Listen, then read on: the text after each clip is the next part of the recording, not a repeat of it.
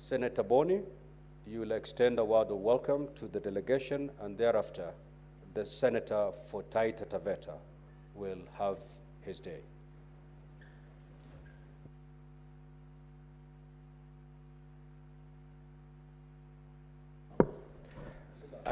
Thank you, Mr. Speaker. Mr. Speaker, allow me to tell the distinguished delegation from Taita Taveta, Mana, quote unquote. And Mr. Speaker, I would like to welcome them on behalf of the institution of the Senate and assure them that they are in a good place. This is the citadel of knowledge as far as parliamentary affairs are concerned, and it's our pleasure. I want to confirm to them that all the money that we're supposed to be in the custody of the governor of Taita Taveta, the money has gone. In fact, the schedule of the release of that money is available from the website of the Office of the Control of Budget and the Office of the National Treasury. You're welcome, honorable people. Senator for Taita Taveta.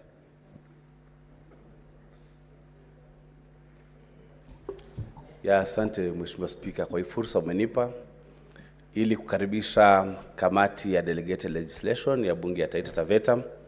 Walikuja jana na leo nafikiri wataondoka kesho, na wamepata fursa nzuri Mheshimiwa Spika ya kukutana na kamati ya Delegated Legislation ya Senate. Najua wamejifunza mengi kwa sababu wamekuja kwa safari ya benchmarking. Karibuni sana Senate. Senate na County Assemblies tunafanya kazi sawa ambazo ni uangalizi, kuandika sheria na uwakilishaji. Najua tunapeleka pesa nyingi sana katika counties, na Mheshimiwa Speaker, ugatuzi ndio kitu cha maana sana ambacho tulijipatia wakati wa katiba ya mwaka 2010. Najua wamejifunza mambo mengi kutokana na hii safari yao ya Senate, na najua kirudi watatekeleza. Najua pia kamati ya Delegated Legislation nao pia wamejifunza mengi, na kama kuna mambo ambayo yatahitaji kutunga sheria zaidi za kulinda magatuzi, najua kamati ya Delegated Legislation ya Senate watatuelezea. Mheshimiwa Speaker, bunge la kaunti ya Taita Taveta lilikuwa iwe nyumbani ya Senate mashinani huu mwaka. Tulikuwa tunashindana na kaunti ya Busia, lakini najua ile changamoto ambayo ilikuwa pale ilikuwa ni changamoto ya kuwa nafasi ya bunge ya Taita Taveta haikuwa kubwa, lakini nafurahia na acting speaker iko pale ya kwamba kaunti ya Taita Taveta wameanza kujenga bunge lingine, na najua katika siku za usoni wakati tunaangalia kaunti za kwenda, basi Taita Taveta itakuwa ni mojawapo ya kaunti za kupeleka bunge mashinani. Karibuni sana MCAs wa Taita Taveta, na mkirudi nyumbani salimieni watu wa nyumbani. Asante Mheshimiwa Speaker. Honorable Senators would like to acknowledge the presence in the public gallery this afternoon, visiting students from Elgon View College in Kisii County. The delegation comprises 17 students who are in the Senate for a one-day academic exposition. Now, Honorable Senators, in our usual tradition of receiving and welcome visitors to Parliament, I extend a warm welcome to them, and on behalf of the Senate and my own behalf, wish them a fruitful visit. I will call upon the majority leader to, under 1 minute, to extend a word of welcome to the delegation.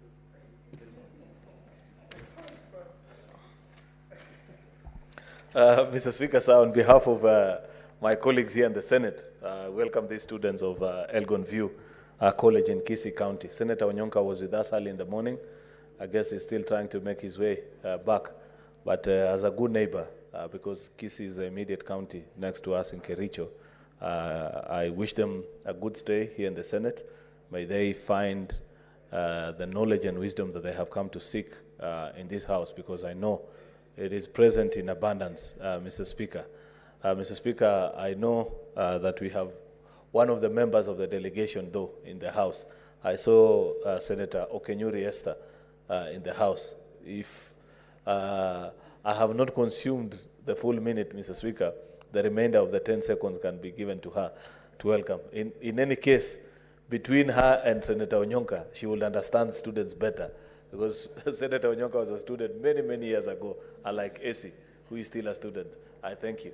Senator Esi. Thank you, Mr. Speaker. And I want to thank my senior Senator Aaron Cheriot and our majority leader for donating a few minutes to me.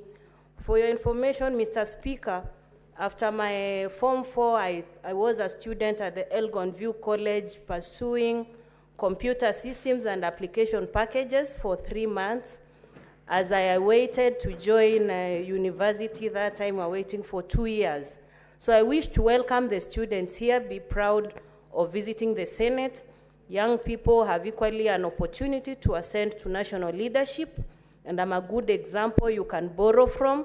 I wish you the very best as you go back. Say hi to the other students, and I'm very proud of you. Thank you very much.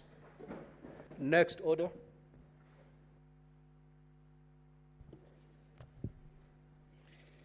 Order number 3, messages. Order number 4, petitions. Order number 5, papers. The Chairperson, Standing Committee on Labor and Social Welfare.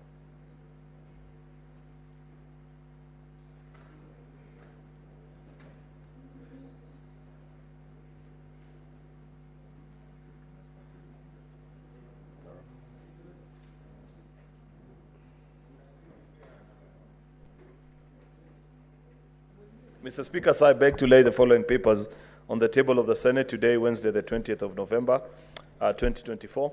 This is a report of the Standing Committee on Labor and Social Welfare on its consideration of the Sports Amendment Bill, Senate Bill number 33 of 2024, and 2, a report of the Standing Committee on Labor on its consideration of the Public Fundraising Appeals Bill, Senate Bill number 36 of 2024. Mr. Speaker, I beg to lay. Next order. Order number 6, notices of motion. Order number 7, questions and statements. Statement pursuant to Standing Order 53-1, the Honorable Senator Alexander Mundigi.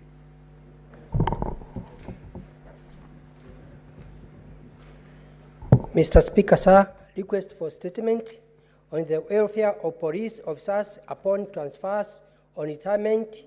Mr. Speaker, sir, I rise pursuant to Standing Order 53-1 to check a statement from the Standing Committee on National Security, Defense and Foreign Relations regarding the welfare of police officers during transfers and retirement. In the statement, the committee should 1. State the criteria used by the National Police Service in carrying out transfers of police officers, indicating whether during such exercise they consider family dynamic, specifically the school calendar, with a view to minimizing the disruption of the education of the officers' children. 2. Explain any plans in place to ensure payment of transfers allowances to police officers as provided by for the section 4, 5, and 5 of legal notice number 89 of 2015, particularly where the officers are transferred to stations without staff house. 3. State whether the ministry has any plans to build staff quarters in all sub-counties for police officers to avoid challenges faced by the officers as they carry out their duties. Apprise the Senate of the career progressions of police officers and outline strategies in place to ensure the upward movement of each officer before retirement. And 5. Set any measures the ministry has put in place to offer guidance and counseling to the officers before they retire and to address the challenges faced by the officers after retirement, with particular focus on the possibility of automating their retirement benefit and reviewing their medical covers. Senator Mundigi, Embu County. Senator Newton.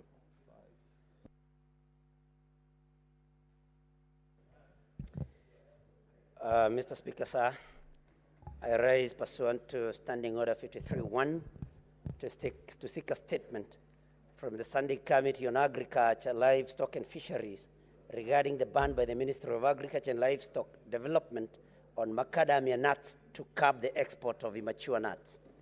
In the statement, the committee should, 1, provide clarity on the criteria used by the Ministry of Agriculture and Livestock Development to issue this directive. 2, state the measures in place to protect farmers from potential losses due to the ban, particularly considering that in most regions, the nuts ripen between April and September, with harvests typically occurring from September to November.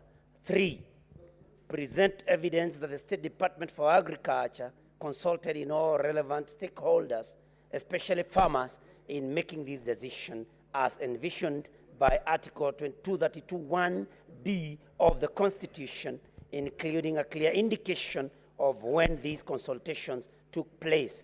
And 4, outline the steps taken by both Agriculture and Food Authority, AFA, and the State Department for Agriculture to educate farmers at the county level on proper harvesting and storage practices to ensure the quality of the nuts. Mr. Speaker, I had 2 statements. I don't know whether I should read the second one. Thank you, Mr. Speaker.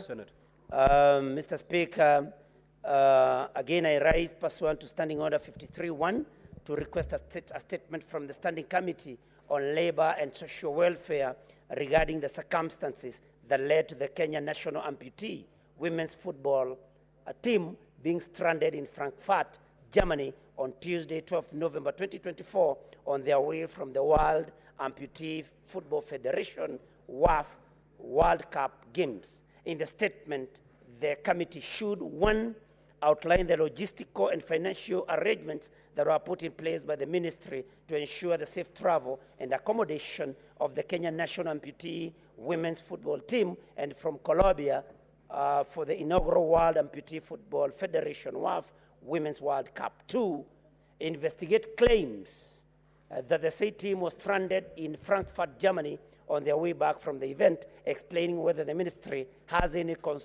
coordination efforts with other government bodies, such as the Ministry of Foreign and Diaspora Affairs, to assist national teams facing logistical challenges abroad.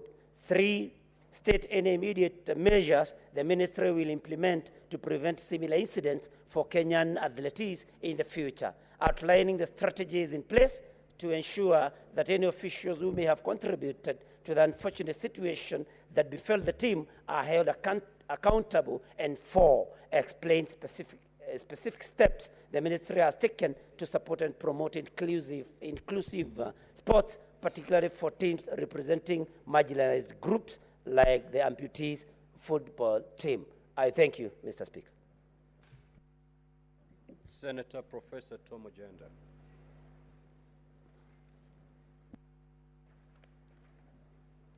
Thank you, Mr. Speaker.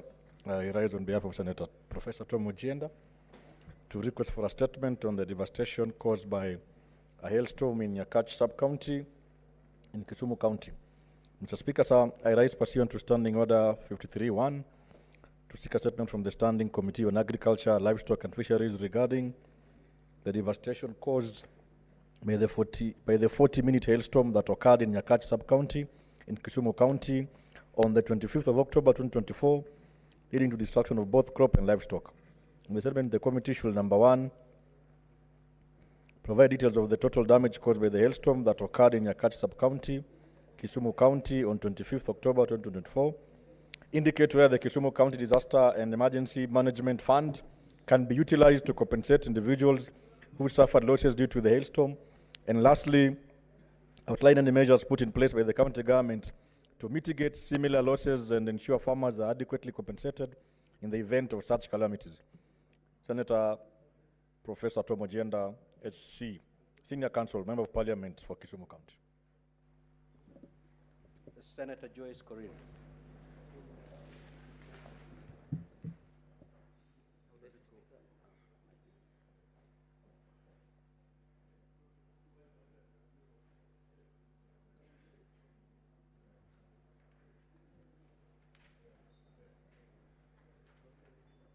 Mr. Speaker, I stand in for Senator Joyce Coril, and I rise pursuant to Standing Order 53-1 to seek a statement from the Standing Committee on Lands, Environment and Natural Resources regarding the application of measures to nurture trees planted across the country on the basis that nurturing newly planted trees to maturity helps to enable the delivery of the targeted 15 billion trees in Kenya by 2032.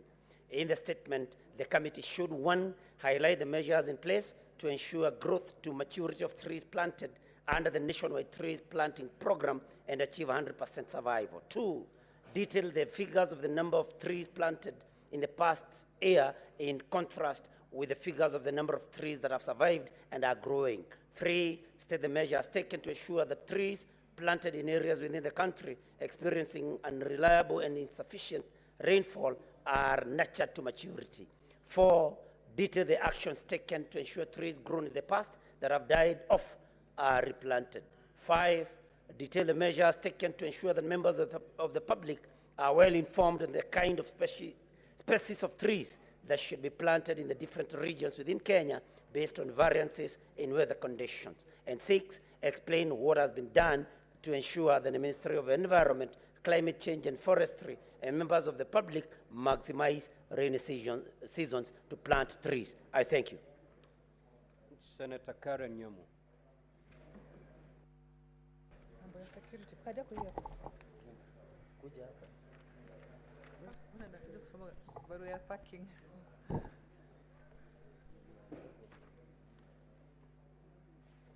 Thank you, Mr. Speaker.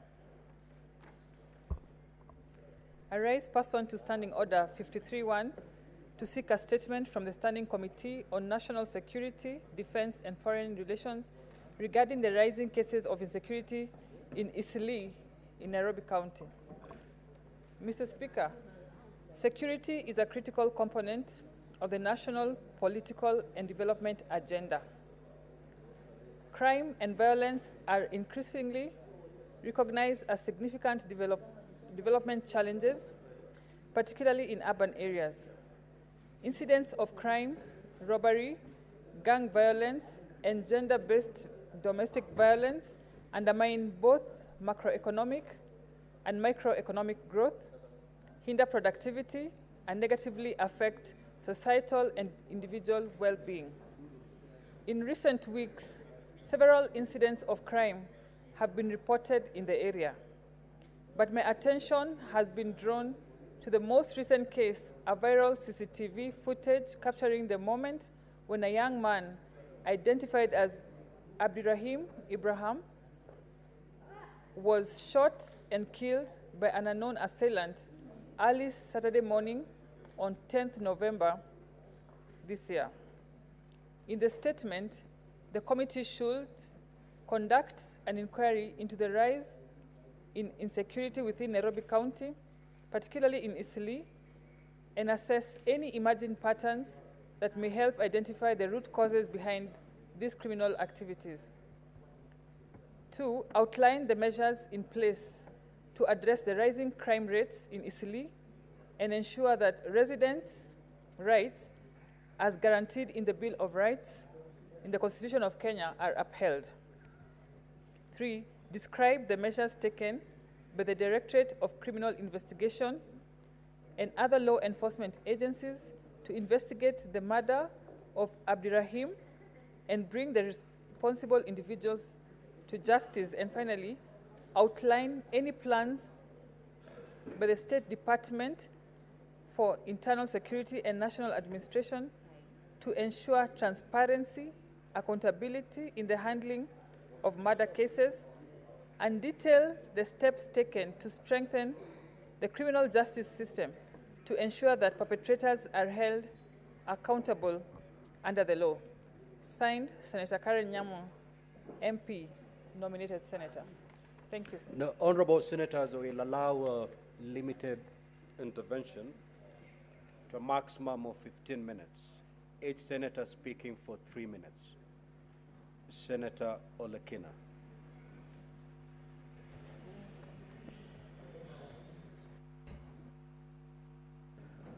Thank you, Mr. Speaker. Mr. Speaker, I rise to contribute on the statement by Senator Mundiki on the welfare of police officers upon transfer or retirement. Mr. Speaker, let me appreciate the distinguished senator for actually bringing something which is important.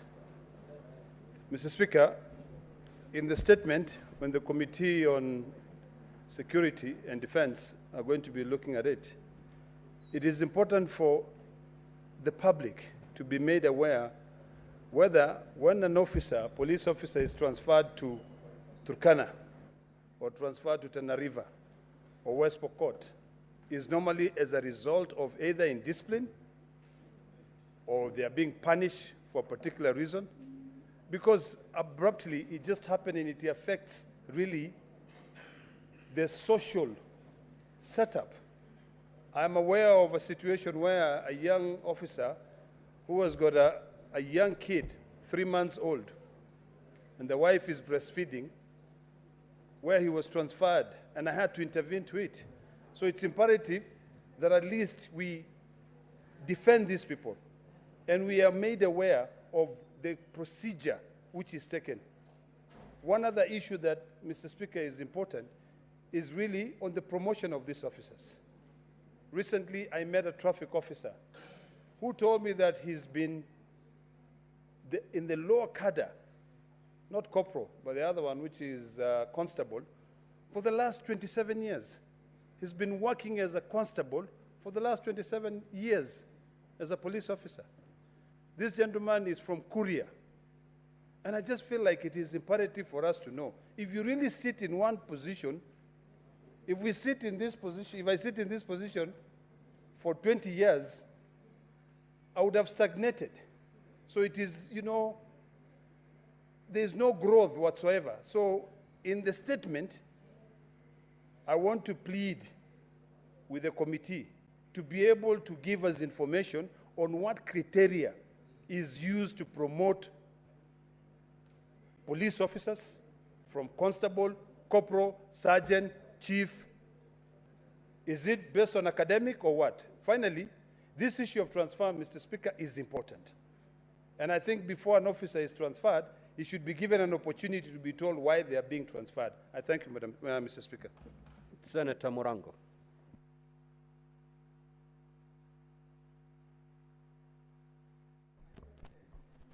Asante sana Mr. Speaker. Ningetaka kuongea dakika moja kuhusu taarifa ambayo imeulizwa na Senator Mondege na pia Senator Nyuto.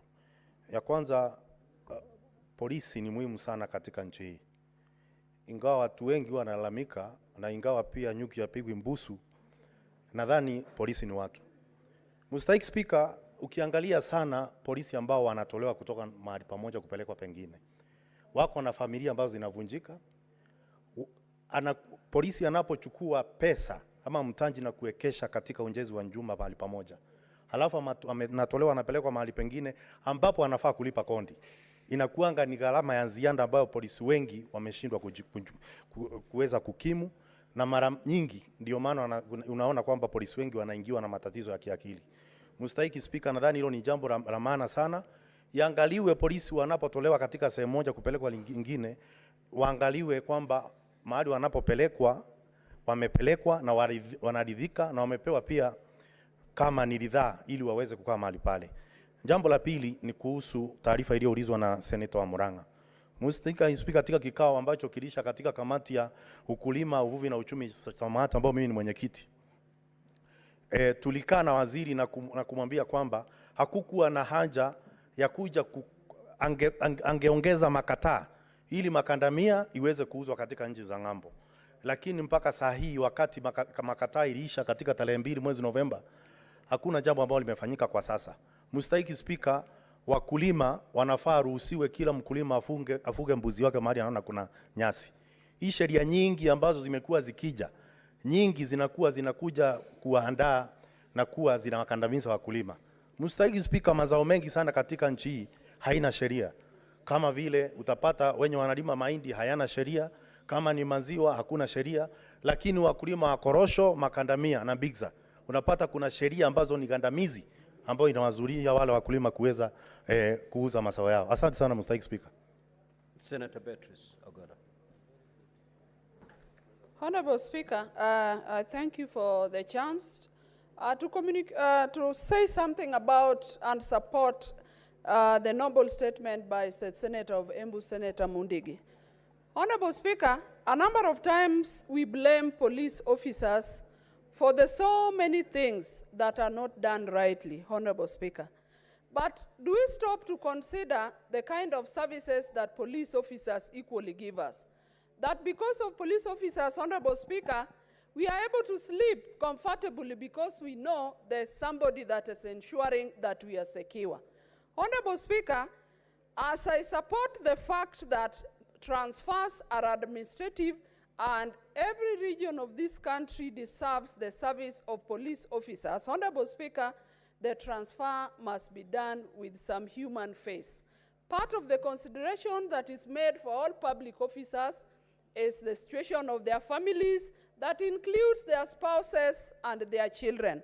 But Honorable Speaker, we must also, the police service must also attend to other benefits of police officers that are not only limited to their allowances, but their staffing must be looked at.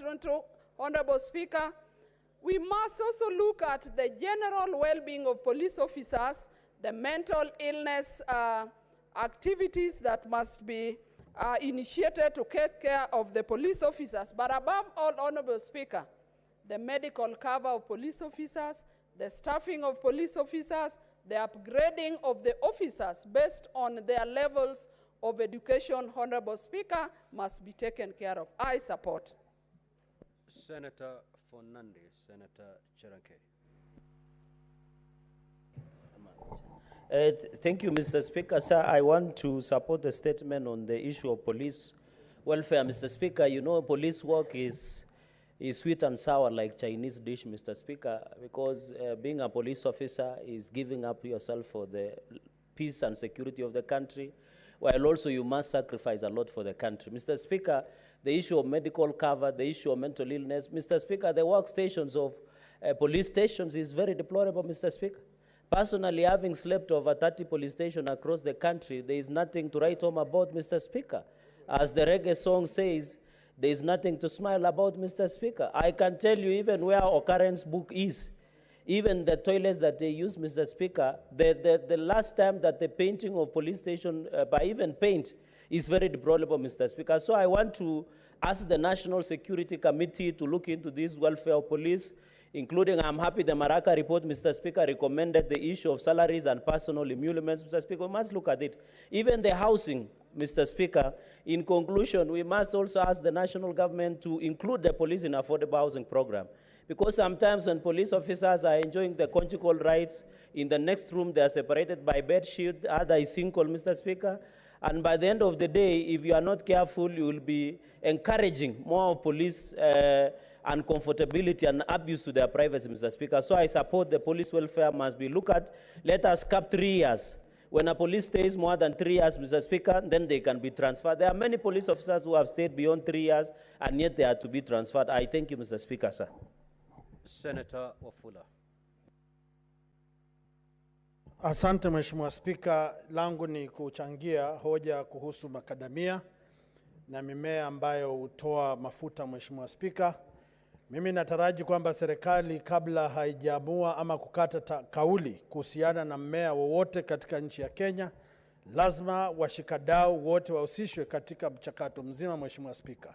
Haiwezekani kwamba waziri ama viongozi katika wizara wataamka asubuhi na mapema kupitisha sheria ambayo inamgandamiza mkulima wa makadamia katika nchi ya Kenya. Haiwezi kuwa wanakata kauli kuboresha pesa ambazo mabwenyenye wanapata kuliko kuangalia hali ya maisha ya mkulima wa makadamia katika nchi ya Kenya. Sasa mimi na mwenzangu mwenyekiti wa kamati uchumi samawati.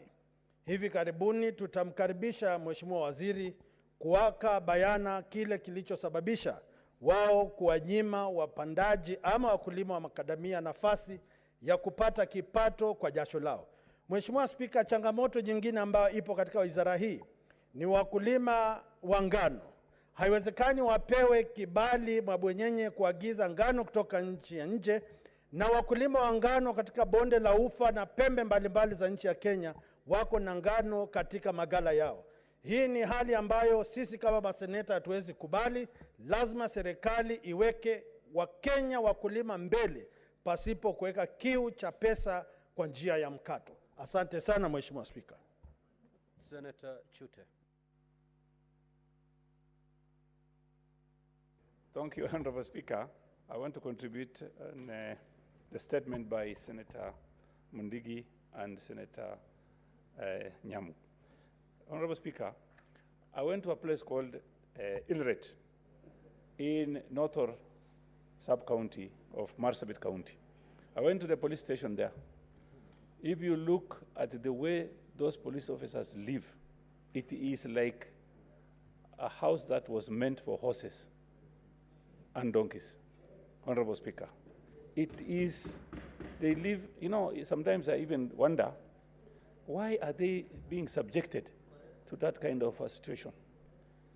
Honorable Speaker, if you go to Industrial Police Station today, you will find two families sharing one room, triangular mabati room. It's called uniport, even not even uniport. It is even smaller than uniport. How do they subject police officers with families? Imagine with a curtain in between only. Just imagine, Honorable Speaker, your wife and the other police officer has his wife. There is only a curtain in between. How do they even manage? I really don't understand, Honorable Speaker. I don't understand. This is terrible. Honorable Speaker, you know, sometimes people condemn police officers, and I feel pity for them, honestly. You can find a police officer standing in a heavy rain controlling traffic, and then you say, ati wanachukua kitu kidogo. What do you mean by kitu kidogo? You know, yes. So finally, and the issue of order, Senator the statement by Senator Nyamu, the young man who was killed comes from Marsabit, and I would ask the police officers to do a thorough investigation and arrest the culprits as soon as possible. Thank you very much, Honorable Speaker. Senator Bass. Thank you, Honorable Speaker. I want to also support the statement from Dr. Mudik. Honorable Speaker, actually, the police officers in this country live in a pathetic situation. Poorly paid, poorly housed, most frustrated profession. Police officers are supposed to be living the best in this country because they do protect all our lives and our security. Honorable Speaker, as he rightly said, some of these officers are living in the uniforms that was left by the Zungus. If you go to Nairobi in some of these areas, you'll be surprised. You can't imagine how they're living. One of the things, Honorable Speaker, transfers are so regular. If you just disagree with your immediate boss, then they're taken away to Turkana. Well, they have nobody to argue for them. They have no lawyers. Other thing, Honorable Speaker, many police officers are now frustrated and even committing suicide. Young men, graduates, poorly paid, they stay away from their families for many months because somebody in Turkana and the next day his family is somewhere in Wajir or Mandera. So as a result of this, many of them are now become mentally and depressed. And therefore, I support the statement that we must look into the condition of the police officers. Thank you so much. Senator Oroba Gloria.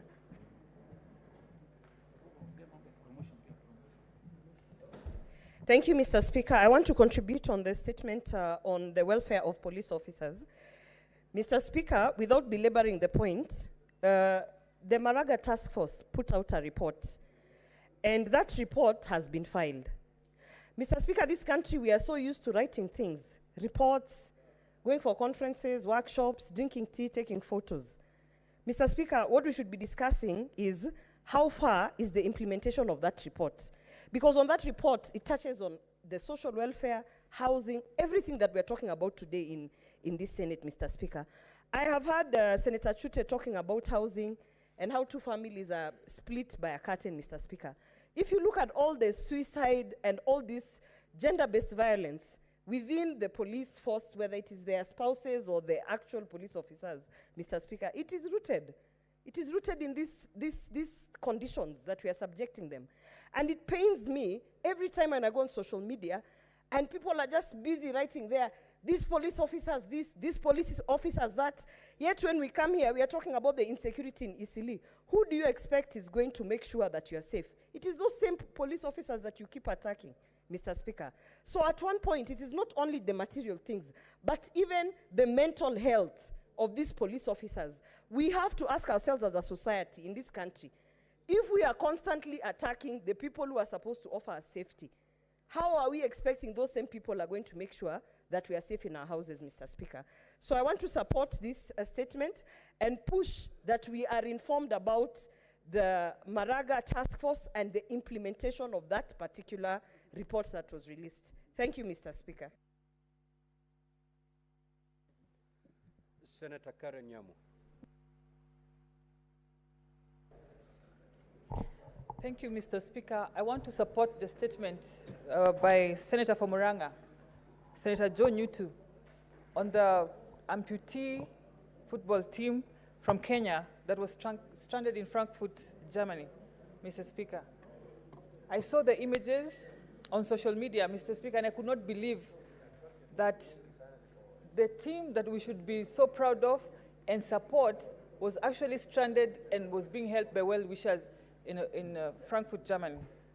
And I was wondering, under what program did they travel? Wasn't there facilitation for accommodation and for all those expenses that they needed over there, Mr. Speaker? I can imagine the preparation that they went through here in the country so that they can qualify for that, you know, to be able to qualify on the world stage.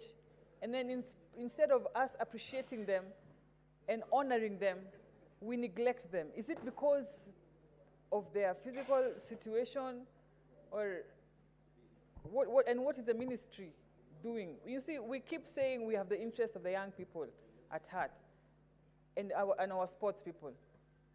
But the grim image that we paint, even for the ones who would want to engage themselves in sports, is very discouraging, Mr. Speaker. On the statement by Mundigi on police welfare, the Maraga report exposed all this rot that we're talking about, on the promotions, on the corruption deep-rooted in the police system. We want to know the steps, and I happen to chair the Committee for National Security in the Senate, Mr. Speaker. Vice Chair, I happen to be the Vice Chair.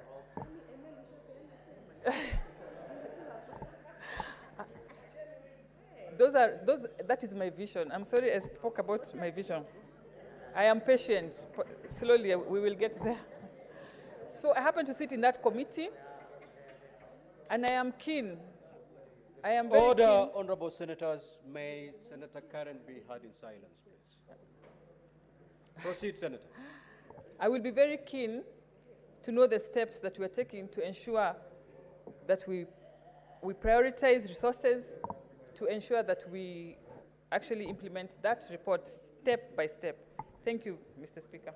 Senator Miraj.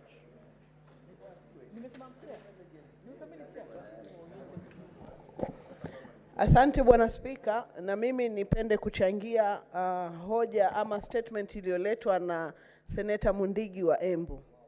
Kwa hakika ni jambo la kutamausha kuona kwamba hali za maisha na mazingira ya maaskari wetu ni ya kusikitisha sana na liko katika hali mbaya. Bwana Spika, tukiregea nyuma tunaona kwamba tumekuwa na ruwaza nzuri. Nimeona maseneta wengi na nimewasikia wakizungumzia mazingira wanayoishi maaskari wetu, lakini wanasahau ruwaza ambayo rais wetu William Samoei Ruto alikuwa nayo wakati wa campaign na ambayo inaendelea kuwa implemented. Bwana Spika, masuala ya nyumba za bei nafuu ambazo pia zinatengezwa kwa minajili ya kuwapa mahali pazuri maaskari wetu ili waweze kupata mahali pazuri pa kuweza kuishi na familia zao na mahali kwenye hadhi nzuri. Bwana Spika, pia nikichangia statement ya Seneta Nyutu kuhusu ile timu ya wale amputee ambao waliweza kujitayarisha na kuweza kupata fursa ya kuwakilisha taifa. Ni jambo la kusikitisha kuona kwamba hawakuwekewa matayarisho kabambe ya kuweza kuliwakilisha taifa letu.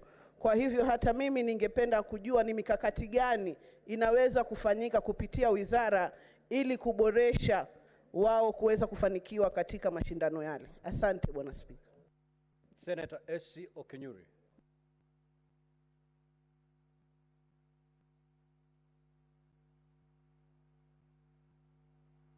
Thank you, Mr. Speaker, for giving me this opportunity. I also wish to comment on two statements, one by Senator Alexander Mudigi, by actually saying that as a society we need to value the sacrifice and work being offered by our security officers. And it's not just about protecting us, it's also about their welfare. Because if you also look at the cases of police officers who are committing suicide or killing their colleagues is on the upper side. So we need to look at all round how a police officer should be staying. And on Senator Joyce's statement on tree planting, this is a very critical assignment for this administration. And I think a serious assessment needs to be looked at so that we are not just placing emphasis on tree planting on that only occasion when we are planting trees. This needs to be ensured that students are also doing the same. Now that we have students closing schools, are we going to wait for students to come back so that they can take part in such a critical activity? We need to take a stock on the trees that have been planted. What progress is it that we are having? Have the trees dried up? Who is taking care of the trees? So generally, as Kenyan citizens, we need to have that culture within us so that we don't just do that on the tree planting day. So this is a very critical statement which needs to be addressed effectively. Thank you, Mr. Speaker. Now, honorable senators, we have spent the maximum 15 minutes allowed under standing orders, and therefore we will move to the statement pursuant to Standing Order 57-1.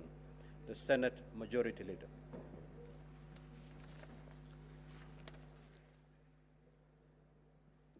Mr. Speaker, sir, I rise pursuant to Standing Order number 57-1 to hereby present the business of the Senate for the week commencing Tuesday, the 26th of November, 2024.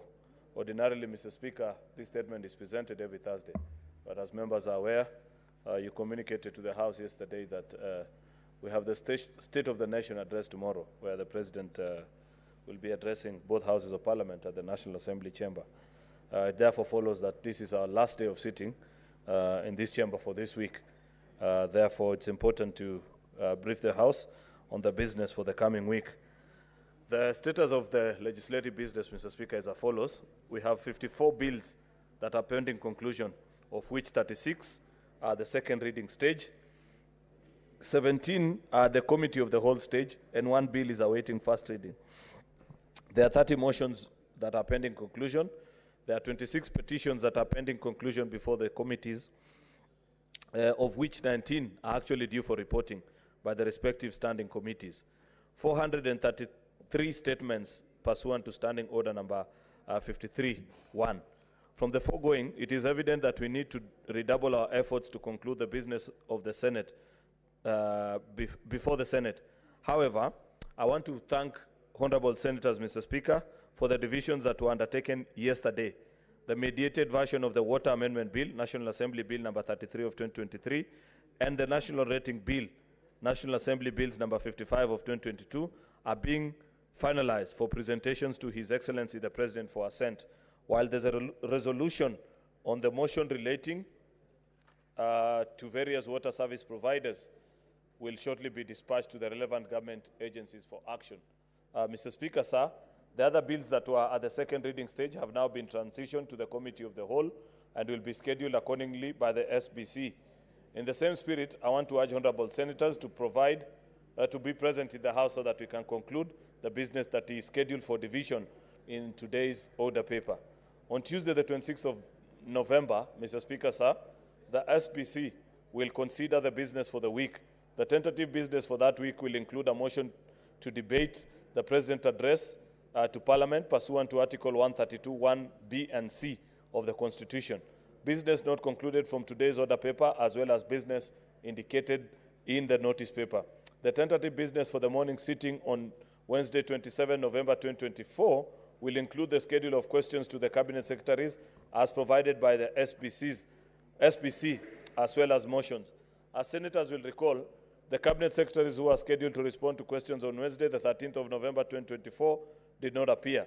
For this reason, SBC committee resolved to reschedule these questions for Wednesday, the 27th, 2024.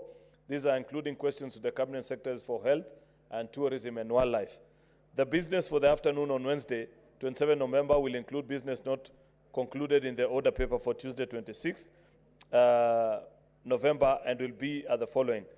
There are these bills, Mr. Speaker, which are the Committee of the Whole stage: the Street Vendors Protection of Livelihoods Bill, Local Content Bill, Early Childhood Education Amendment Bill, the Land Amendment Bill, Energy Amendment Bill, National Disaster Risk Management, Cooperative Societies Amendment Bill, County Governments Election Laws, the County Public Finance Laws, Election Amendment Laws, Mr. Speaker, and various statements, various bills that are at the second reading stage, which include the Heritage and Museums Bill, the County Hall of Fame Bill, Public Holidays Bill, County Assembly Services Bill, Wildlife Conservation, the Wildlife Conservation and Management Bill, the Narcotic Drugs and Psychotropic Substance Amendment Bill, County Oversight and Accountability Bill, Civic Education Bill, County Statistics Bill, Statutory Instruments Bill, County Wards Equitable Development Bill, PFM Amendment Bill, the Creative Economy Support Bill, Livestock Protection and Sustainability Bill, the Sports Amendment Bill, County Governments Procedure Bill, the County Governments Amendment Bill, the County Library Services Bill, the Labor and Migration Services Bill, the Sports Amendment Bill. Mr. Speaker, though I don't have it in my statement, I think I have it in good authority of the chair, and there are members who are part of the Division of Revenue Mediation Committee that they have since concluded that exercise.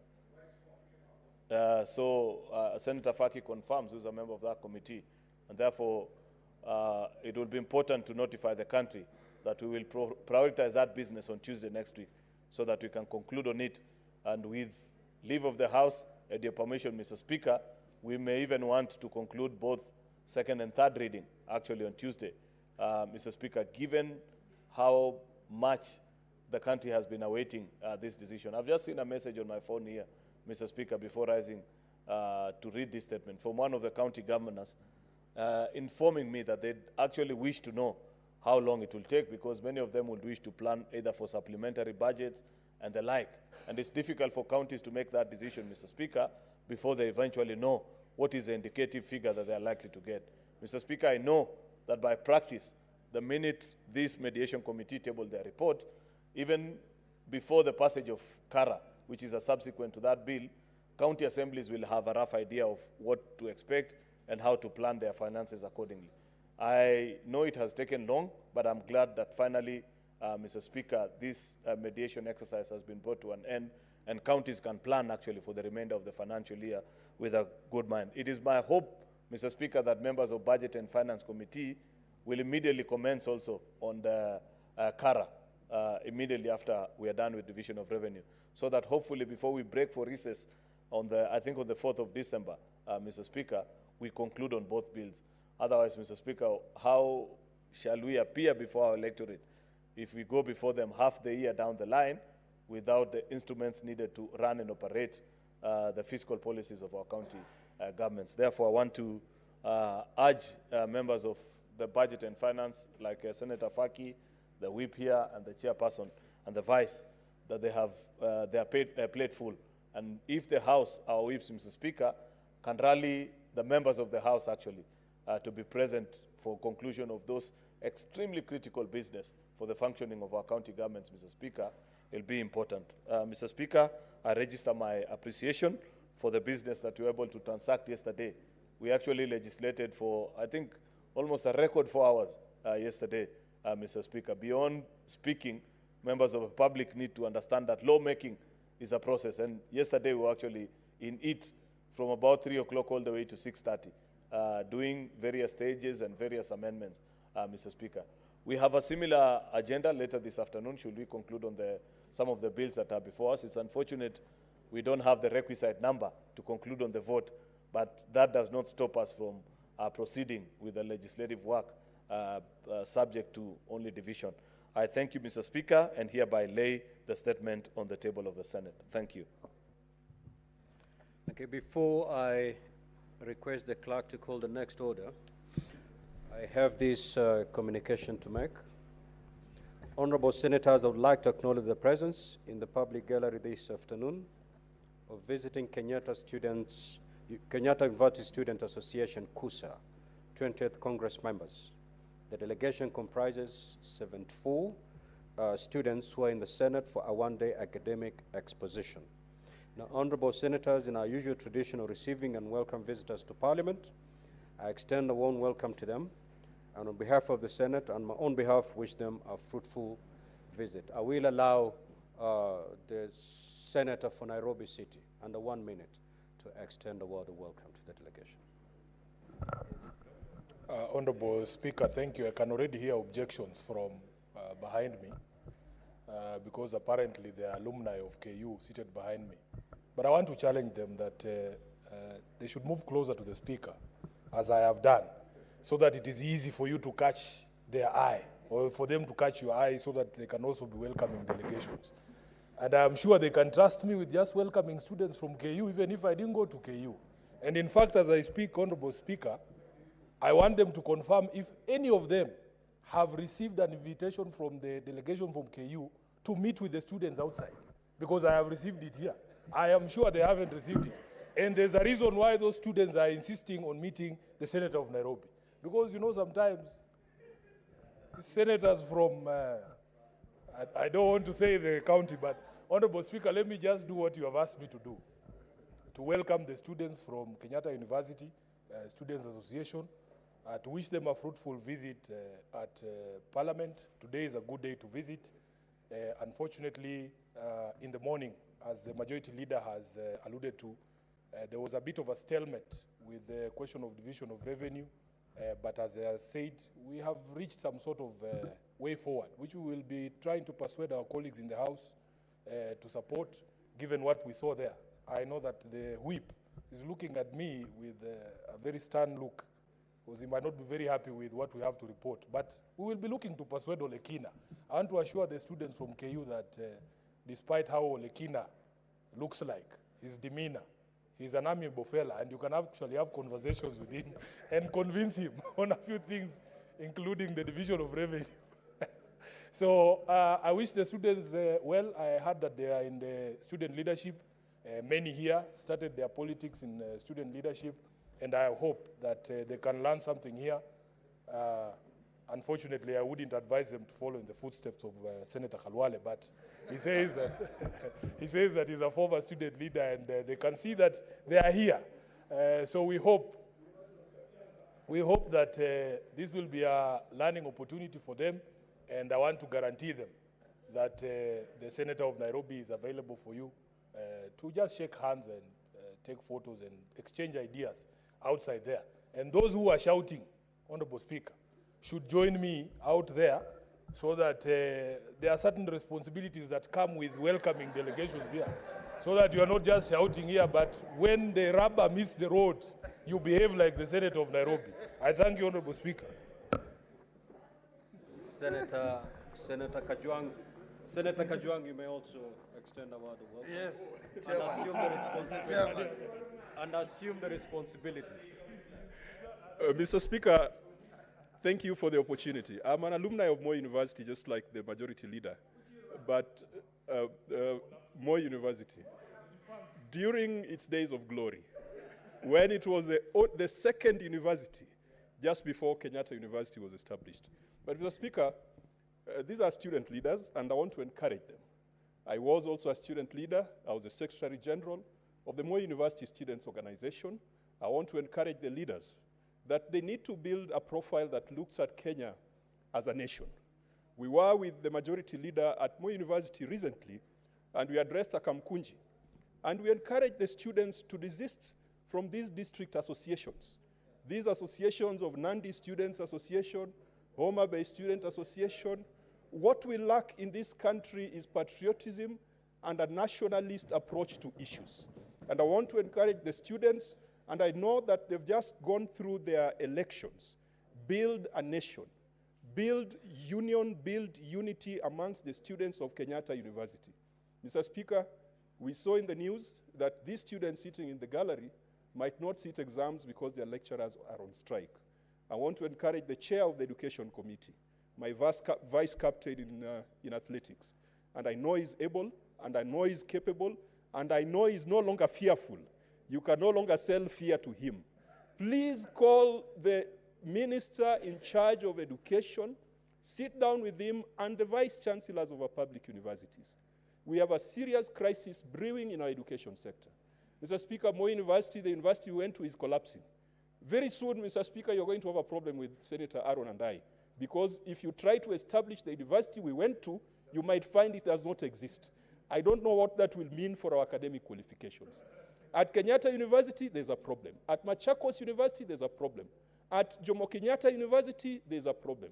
Yesterday, lecturers came to Parliament to present petitions. Mr. Speaker, for the sake of the leaders who have come from Kenyatta University, let this House, before we go on recess, find a day, do an adjournment motion so that we can discuss the crisis in the education sector, not confined to the universities, but even in primary school and secondary school. Mr. Speaker, we must press the government. We must come here in the same numbers that we came in on the impeachment day to press the government to prioritize the most important social sector, which is education. And I want to assure the students from KU that this House is up to the task, and the chair of the Education Committee is up to the task. And Chairman Joe Nyutu, when you call the VCs, if you need some firepower, you can call some of us like Senator Sifuna and the others, so that we can put the VCs online for the sake of our boys and girls at the universities. Thank you, Mr. Speaker, and I welcome the delegation. Thank you. Now, honorable senators, for the convenience of the House, I will rearrange the sequence of today's order paper pursuant to Standing Order 45-2. We will instead handle order number 15. Thereafter, we'll resume normal flow as contained in the order paper of the day. Clerk, proceed to call that order. Order number 15, the Public Fundraising Appeals Bill, Senate Bills number 36 of 2024. Second reading. The Majority Leader.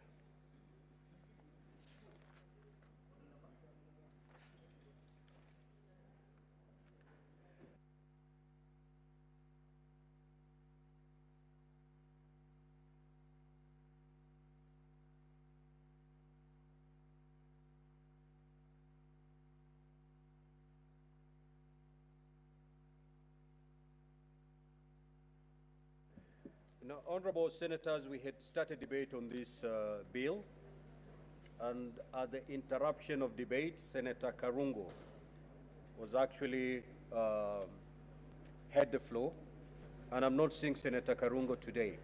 Therefore, the floor is open for debate. Senator James Mrango, you had already contributed to this bill. Senator Joe Nyutu, you may proceed. The Public Fundraising Appeals Bill.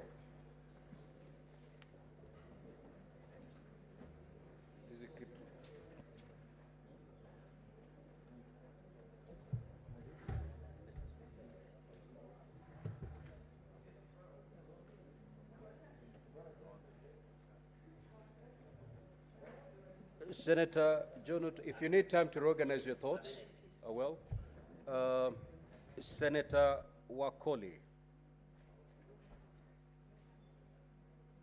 You want to organize your thoughts? That's okay. Senator Mundigi.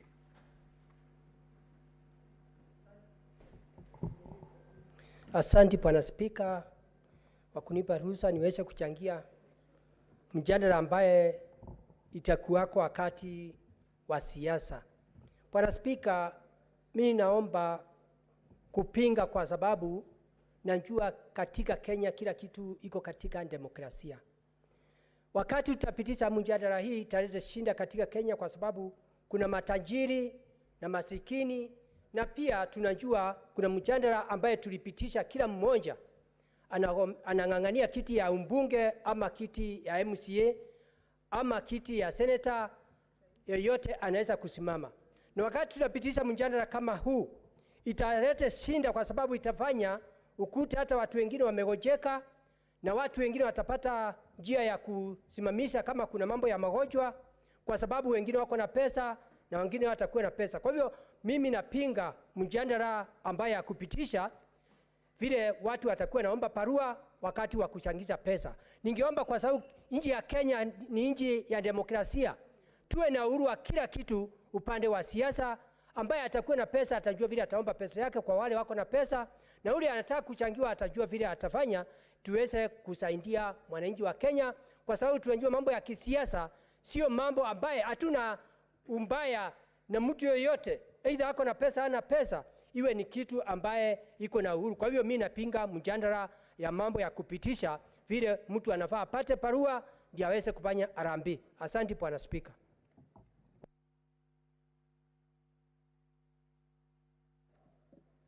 You may proceed, Senator Newt.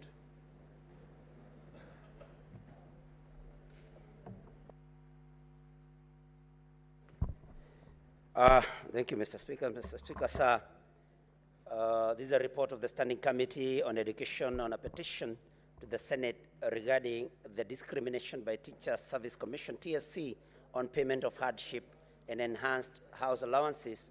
Now, Senator Newt. Yes. We are debating the bill. We are debating the bill. So I called you to debate, to contribute to the bill. This same bill. Oh, sorry. Now, honorable senators, for clarity, we are now handling order number 15, which is the public fundraising appeals bill, which is now on the floor for debate. Senator Mungatana.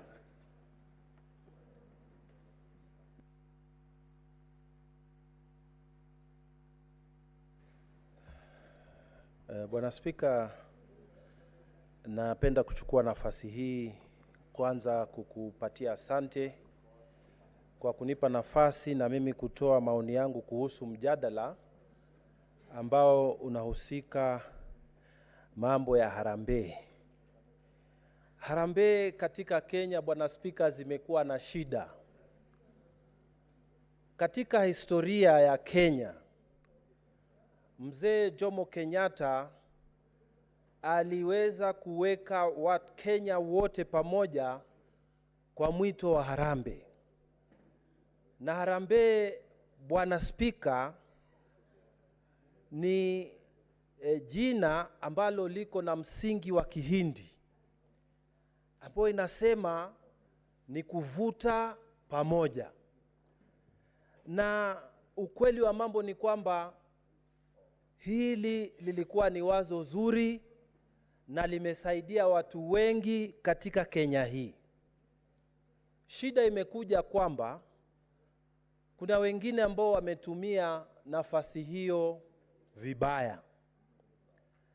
Na ni kweli kabisa kuna watu ambao wametumia harambee vibaya. Tunasikia kwa mfano, wewe ni mheshimiwa ama ni kiongozi wa tabaka fulani, umeenda mahali kuomba Mwenyezi Mungu na haukuenda kwa mambo ya harambee, lakini hapo hapo watu wanajipanga mara mnaanza kuambiwa kuna shida hii, kuna shida hii, kuna shida hii. Kwa hivyo mheshimiwa ama mtu fulani ukiwa unaondoka ujue kuna haya. Kwa hivyo ni kweli kabisa kwamba kuna watu ambao wamekuwa wakitumia nafasi hii na harambee hizi kutekeleza mambo ambayo sio ya kisawa, mambo mabaya. Na saa ingine pia Bwana Spika, tumekusha kusikia kwamba tunafanya harambee alafu pesa hizo hazitumiki kwa ile mpangilio ambayo harambee hiyo ilifanywa, ama pengine harambee inafanyika na watu waliokusanya ile pesa hawajui ni pesa ngapi kamili ilipatikana na hiyo pesa itatumika namna gani kwa harambee ambayo imepangwa. Na Bwana Spika, pia unajua kwamba watu wamekuja kuielewa harambee kwamba ni namna fulani ya kusukuma mawazo ya watu kuelekea pale pengine ambapo unataka. Na sheria hii ama mswada huu unasema kwamba viongozi ambao wako mamlakani tabaka fulani fulani wasifanye harambee. Mimi Bwana Spika, nimeangalia huu mswada na nimeangalia watu wetu wa Tana River, na nitasema ya kwamba kwetu sisi Tana River, watu wetu ambao wanatuita harambee wanatuita kwa sababu ya shida. Kwa hivyo wewe kama ni kiongozi, na si lazima uwe ni mheshimiwa, kuna watu ambao ni walimu, kuna watu ambao ni madaktari, kuna wafanyi biashara mashuhuri ambao pengine Mwenyezi Mungu amewafungulia neema zake. Sasa watu wakiwa na shida, mtu amepata ajali, mtoto yuko hospitali, bibi yuko hospitali, ama pengine ni ugonjwa, watu hawana bima na wamezoea ya kwamba kifo kikikupata, Mheshimiwa Bwana Spika, unatafuta familia yako wanaona kwamba hiyo pesa ambao wamekusanya haitoshi, na mazishi yako bei ghali, kwa sababu lazima watu wale, mwili utolewe kutoka mochari uletwe, watu walale usiku. Kikwetu watu wanaimba nyimbo usiku mzima, alafu asubuhi ndio watu wanaenda kuzika pale kanisani. Sasa Bwana Spika, ukiniambia mimi kama senator wa Tana River ya kwamba leo nipige kura ama nizungumzie mswada ambao unasema mimi nisaidie watu wangu, Bwana Spika, siwezi kubaliana na wewe kabisa. Na ninaomba Senate, bunge letu hili, na bunge na wabunge wenzangu katika bunge la Senate, tuache mambo yawe open, yawe wazi. Ikiwa wewe unaona kwamba hutaki kufanya harambee, basi usifanye harambee. Ikiwa wewe unaona kwamba harambee ile mtu amekufa na watu wana shida pale na unaweza kusaidia, wasaidie. Unaweza kufanya harambee ya wagonjwa, wasaidie. Watoto wamekwama shule, basari ndio hizi, Mheshimiwa Bwana Spika, hazipatikani. Watoto wengine wanaambiwa mpaka uende uripoti kwanza ndio utapata basari. Tafadhali, kama mtu amepata nafasi na Mwenyezi Mungu amembariki, hata kama ni kwa kidogo, yeye ni mwalimu mkuu mahali, yeye ni mfanyi biashara mahali, yeye ni DO mahali, ni DC mahali, ama yeye ni mjumbe wa county, yeye ni mjumbe wa Senate, yeye ni mjumbe wa bunge la National Assembly, ama ni waziri ama ni nini, kwa nini tuwafungie baraka zao? Sisi tunafundishwa katika Biblia, Bwana Spika, ya kwamba mtu anayetoa anabarikiwa. Kwa hivyo kama kuna nafasi ya kupata baraka zile za Mwenyezi Mungu, kwa nini tusizipate? Mimi nilikuwa naomba sana Bwana Spika, tusipitishe sheria ambazo ziko kinyume na matakwa ya wananchi wetu. Wananchi wetu kule mashambani, mimi sijui hapa town, pengine hapa town watu wana pesa, pengine hawataki wao kufanya maharambe, lakini sisi we live with these things. Bwana Spika, tunaishi na hizi shida, na wajumbe wetu wa makaunti kule wanasema, mheshimiwa nisaidie, nimezidiwa. Sasa kama mjumbe wa kaunti anakuambia umsaidie, alafu unakataa, mheshimiwa Bwana Spika, tumepitisha sheria hii. Sheria Bwana Spika, wananchi hawataikubali, kwa sababu wananchi ndio wanatuambia tuwasaidie, na si kitu ya uongo ama ujanja. Nyumba nyingi wale ambao tunaenda katika counties zetu, nyumba nyingi watu wako na shida, kuna shida, watu hata chakula hawana.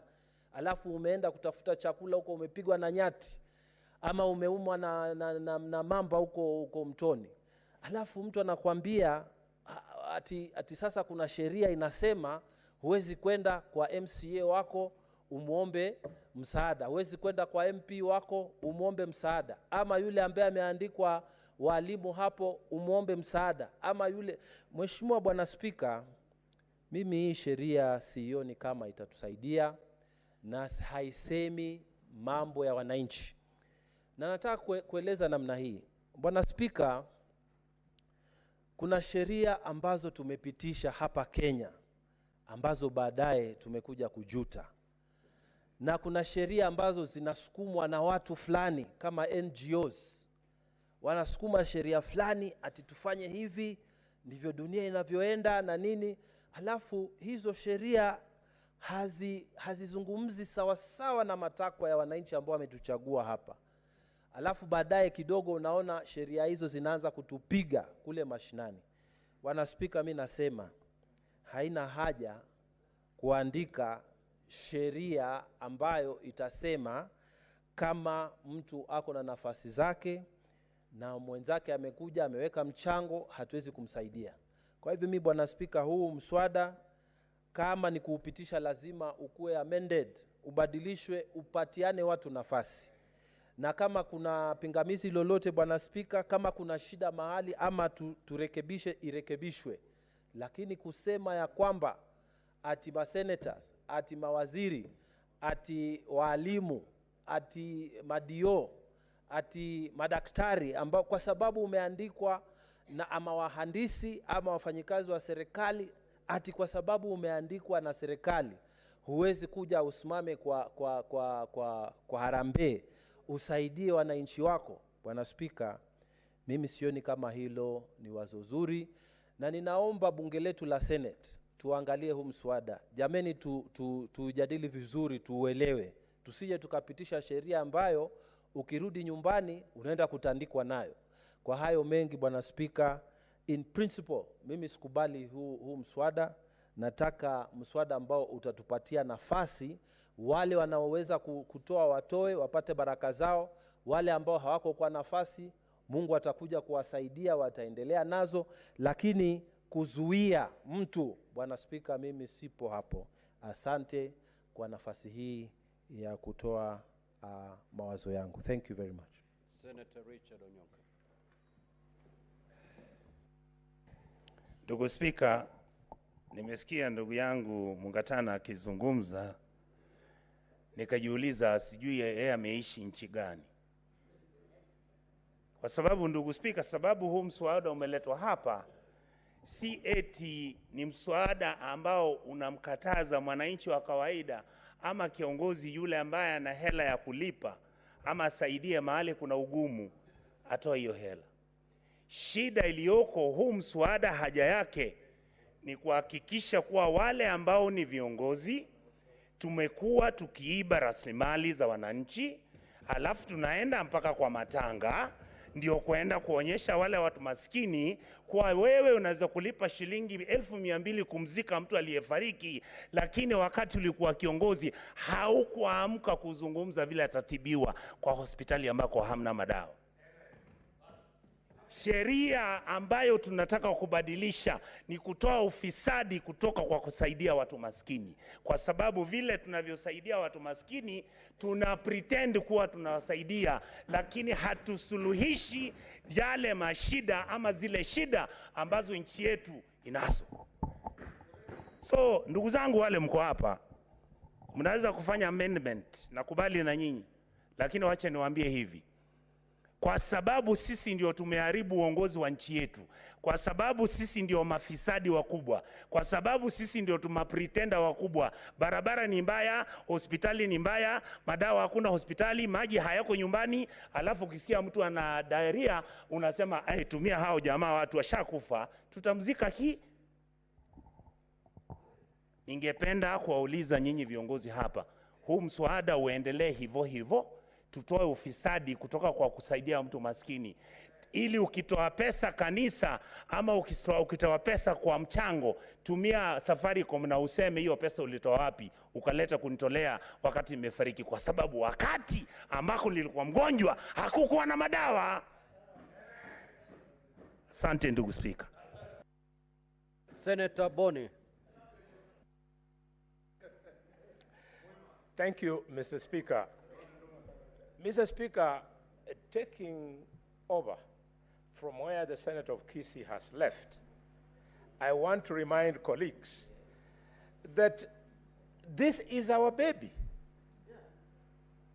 When we rose to respond to the disaster of the Gen Z, one of the things we resolved upon in this House, in that great debate that we had never seen before, was that we had to address the displeasure by the young people on how we spend all our time showing off opulence, choppers,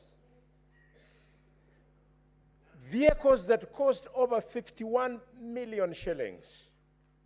And the youth, because they are better educated than what our generation was at their time, they are able to relate your income to what you contribute in Harambee. So we said, let us regulate this. The intention of this bill, and I want to urge colleagues, let us read it. The intention is not to abolish Harambees. The intention is to sanitize. The intention is to make it decent. The intention is to make sure that we don't hide in Harambees to practice corruption. How can you accept the fact that you are taking your ill-gotten money to a funeral of a mass accident like the one we had in Ekolomani at Iguhu River, Lukose? You take those millions, and yet the reasons why the accident took place is the bad state of the roads. If you had a dual carriage from Nairobi to Kakamega to Busia and Uganda, the accidents that take place on these roads would be cut by over 80%. So, Senator Mungatana, thank you very much for your passion, but the point is, don't give us money which you have stolen, which would have fixed the roads, and those bad roads have caused us to die. Don't bring us that money. Allow the police to come after you so that you can be brought to order. What is your point of order, Senator Mungatana? Did you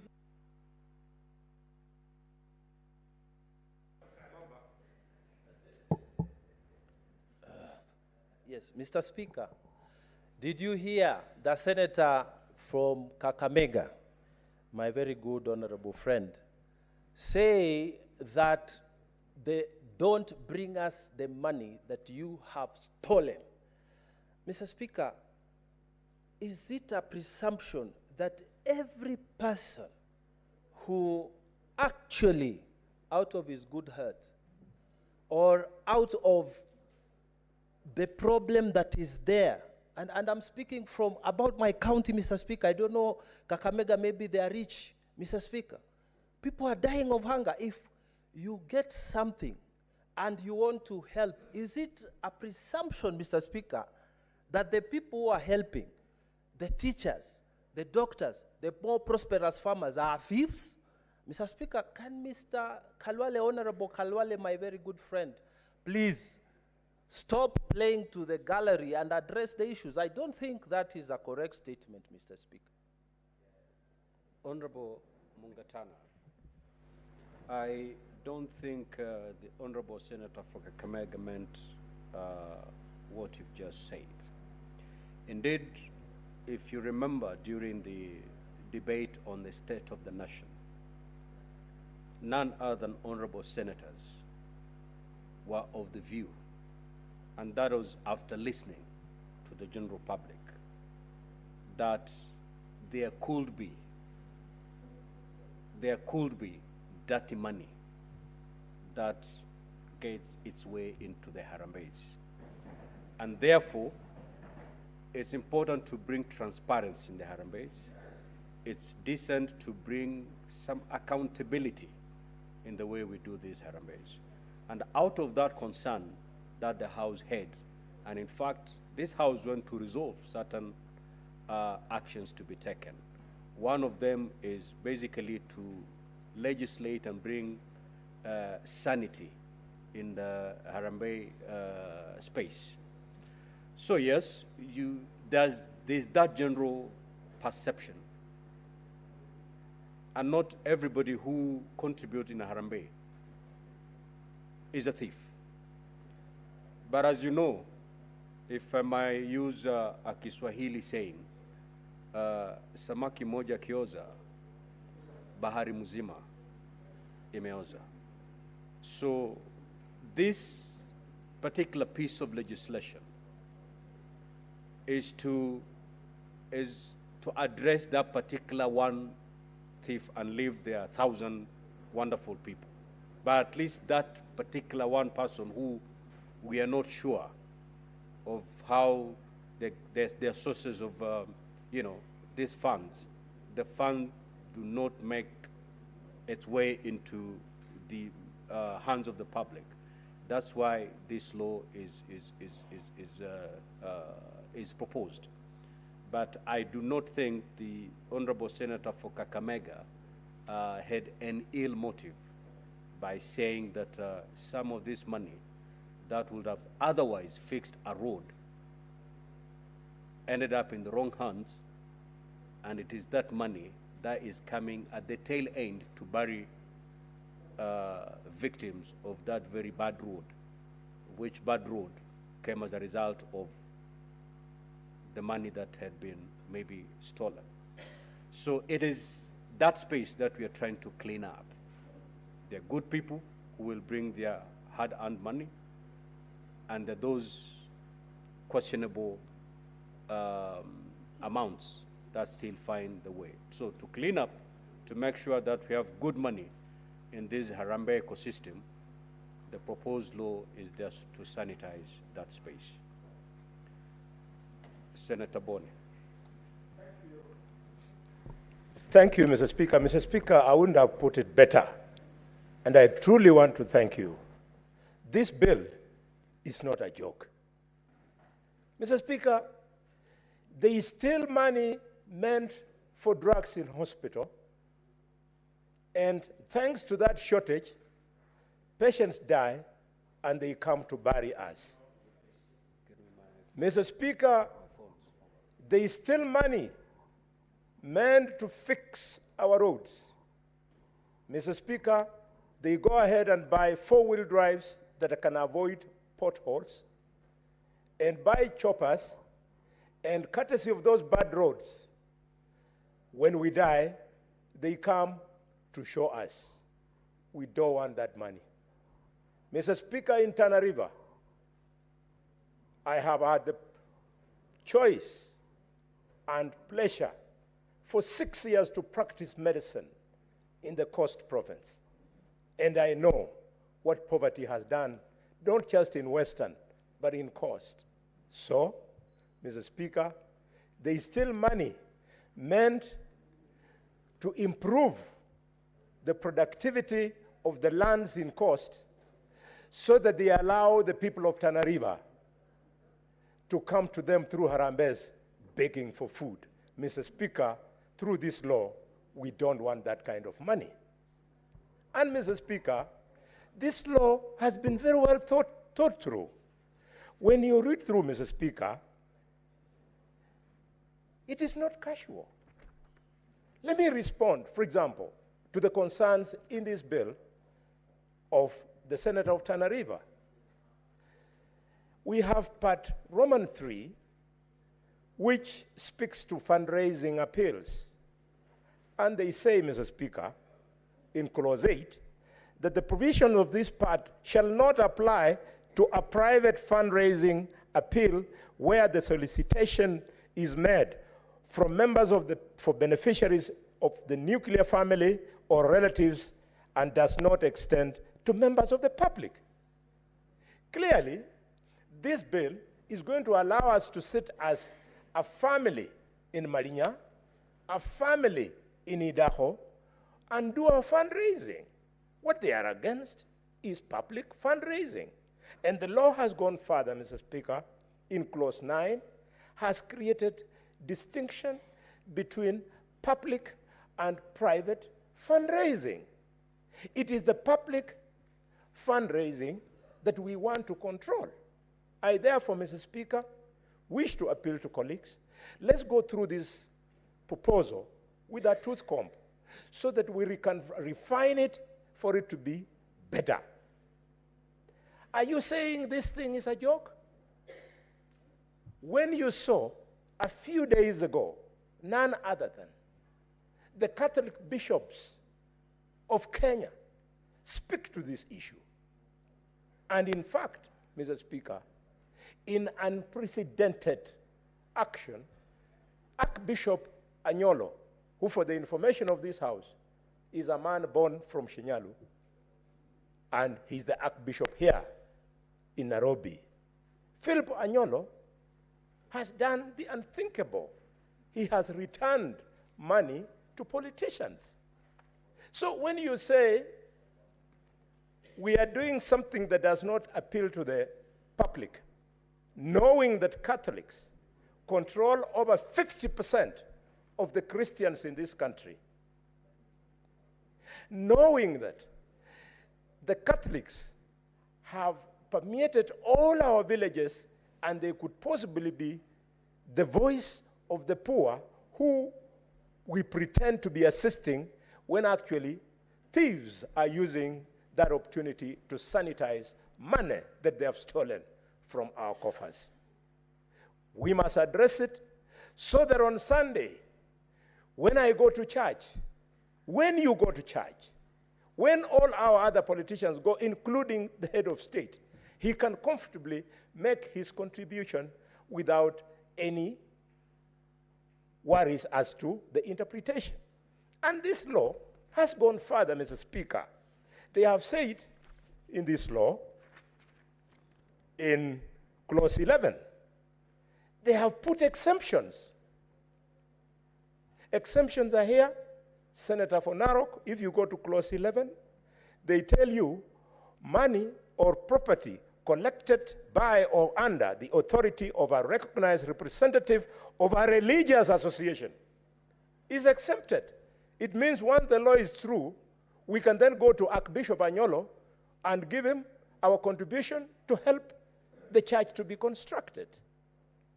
I would be the last person, Mr. Speaker, to fight the Harambee spirit, because if it had not been for the 100 shillings in 1976, which Mwiriza Lihalanganga gave me as a contribution to my Harambee, I would not have finished my education in Msingo High School. Mr. Speaker, Msingo High School, one of the top schools in this country, was started by the spirit of Harambee. Shibwe Hospital today, which I have created from a dispensary, that dispensary was started by Harambee. So Harambee is good, but unregulated, you leave it to where you see people using it to sanitize the money they steal from us. Mr. Speaker, I want to conclude by acknowledging that this is indeed a difficult decision to make, because somebody who will not take trouble to read this law, he will think you are against charitable activity. No. In fact, one of the charitable organizations that I belong to, Touch Africa, where I'm a director of the foundation, was started by the late Michael Kijana Wamalwa because he believed in touching people. We want to touch people, but touch them with honor and touch them not when we are taking advantage of them. Mr. Speaker, I support strongly and I propose that at the right time we'll come with proposals to amend so as to make this bill better. Thank you, Mr. Speaker. Senator Olekina.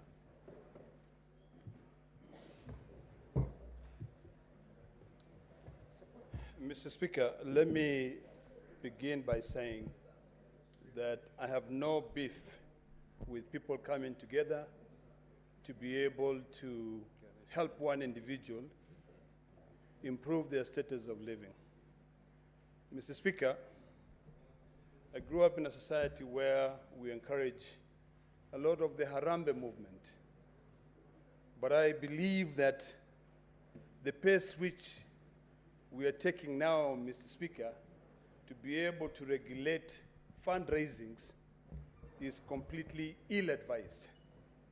And I say so, Mr. Speaker, because I've taken some time to read through this fundraising bill. And I do not support the proposals which are being made in this bill. Mr. Speaker, we are a society, a country, which now we should be working hard to ensure that every citizen has got access to free health care. We should be working so hard, Mr. Speaker, to ensure that every student, every young kid born from the Bundus of Narok or from the other Bundus of Lake Turkana are able to get access to quality and free education as well as healthcare.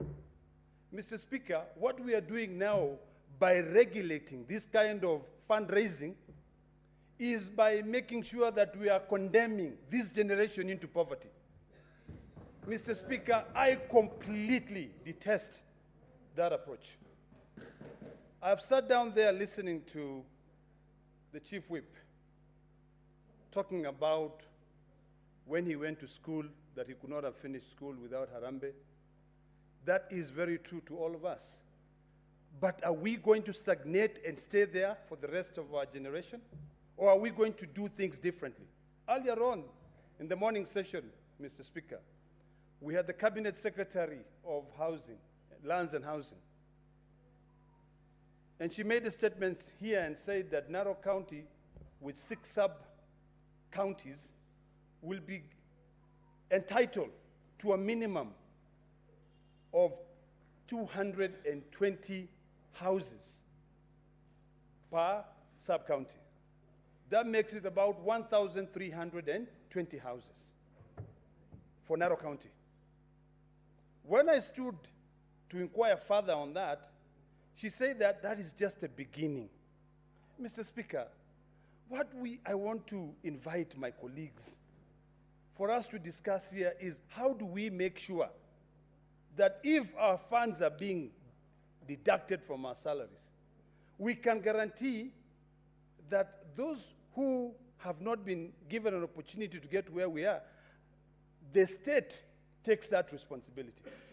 When you now require us to profile individuals who are going to be carrying out fundraising activities, Mr. Speaker, the only thing that I conclude is that we are content with being poor, and we are content with widening the gap between the rich and the poor. Mr. Speaker, you cannot say that you will maintain an annual register of persons licensed by it to conduct a public fundraising appeal under this act. You go further and you say that you are now going to have a cabinet secretary who is going to authorize. You go further and you say that in each and every county, Mr. Speaker, you're going to have a CC member who is going to keep a register. I think, Mr. Speaker, we are losing. We are completely losing our trajectory in terms of development in this country. If we were arguing, if the sponsor of this bill was saying, let us now regulate charitable organizations. Let us register charitable organizations that can be able to spell out their mission and goals. We regulate them and allow them to carry out fundraising. In America, where I spent almost 20 years of my life, we had non-profit organizations, we have charitable organizations, but now when it comes here and you're saying you want to be able to profile individuals and keep a list of individuals, I wish we were talking about keeping a list of charitable organizations. I think we need to change, Mr. Speaker. We need to start saying, when did the rain start beating us to a point where now primary schools, we are paying them, when we had made progress, when the late president came into power, where kids could easily go to school for free. Right now, Mr. Speaker, if you ask any of these members who are seated here to show you their phones, there is a Harambee invitation for Harambee to pay for kids to go to school. There is a Harambee for a person to go to hospital. And then, Mr. Speaker, in this bill, it talks about, which I really detest completely. It says, this is an act of parliament to provide a framework for regulations in the conduct of public fundraising appeals to promote transparency and accountability in carrying out of fundraising appeals and foster great philanthropy. How do you foster great philanthropy when everybody in this country knows that the only people who can come up with money are politicians? Aren't you just encouraging corruption then? Aren't you encouraging an issue where you are elected into office because of how much you can be able to give instead of meritocracy? I think we need to focus on developing this nation.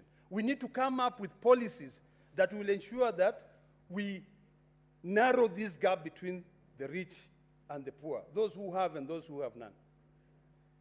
We made progress by introducing a new constitution, where now we have counties. You know, even the way we make legislation, Mr. Speaker, has got to change now completely.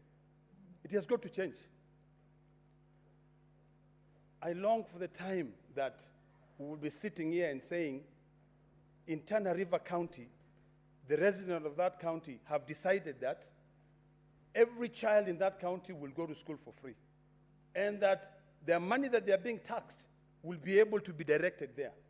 But now, if we are even regulating fundraising, and then in this same law you say you are excluding, I like what my good friend Bonnie Halwale said, we are excluding family fundraising activities.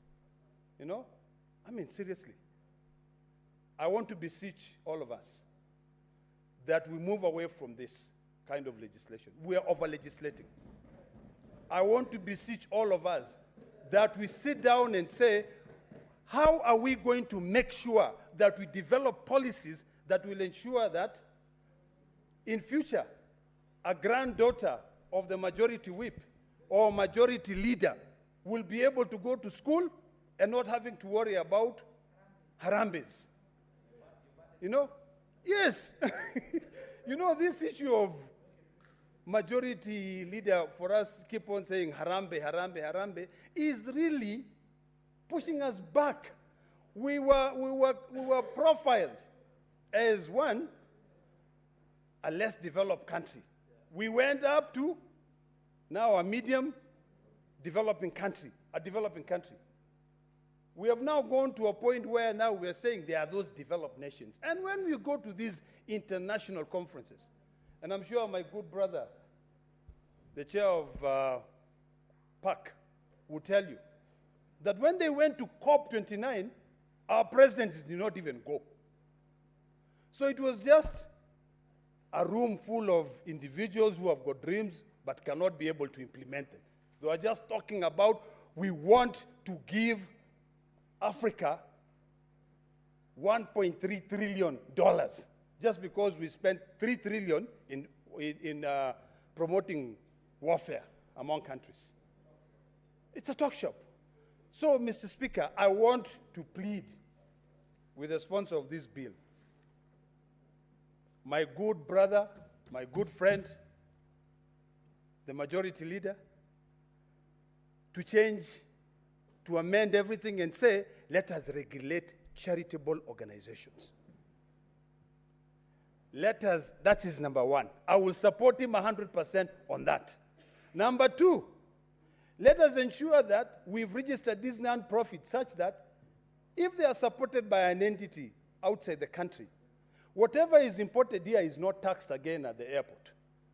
Because you've seen, I'm sure the majority leader has received so many phone calls from NGOs saying, these books were donated to us, but they are now asking us to pay taxes. So, to save this, let us not limit it down to individuals. Let us come up with the proper regulations of charitable organizations. Let us persuade each county to say, what is the biggest problem? Recently, Mr. Speaker, I saw a Gazette notice where the Cabinet Secretary in charge of Foreign Affairs has decided to give immunity to one charitable organization called the Melinda Gates Foundation, Bill and Melinda Gates Foundation. And in the reasoning of giving that immunity, there's one word that caught my attention. This is a charity organization that has been set up to fight poverty. And that is now where we are giving them immunity. But that immunity only extends to expatriates who come and work in this country. But Kenyans who would have been co-opted to work in that company will not be immune. Come on. Why are we creating these different classes? Why are we profiling people?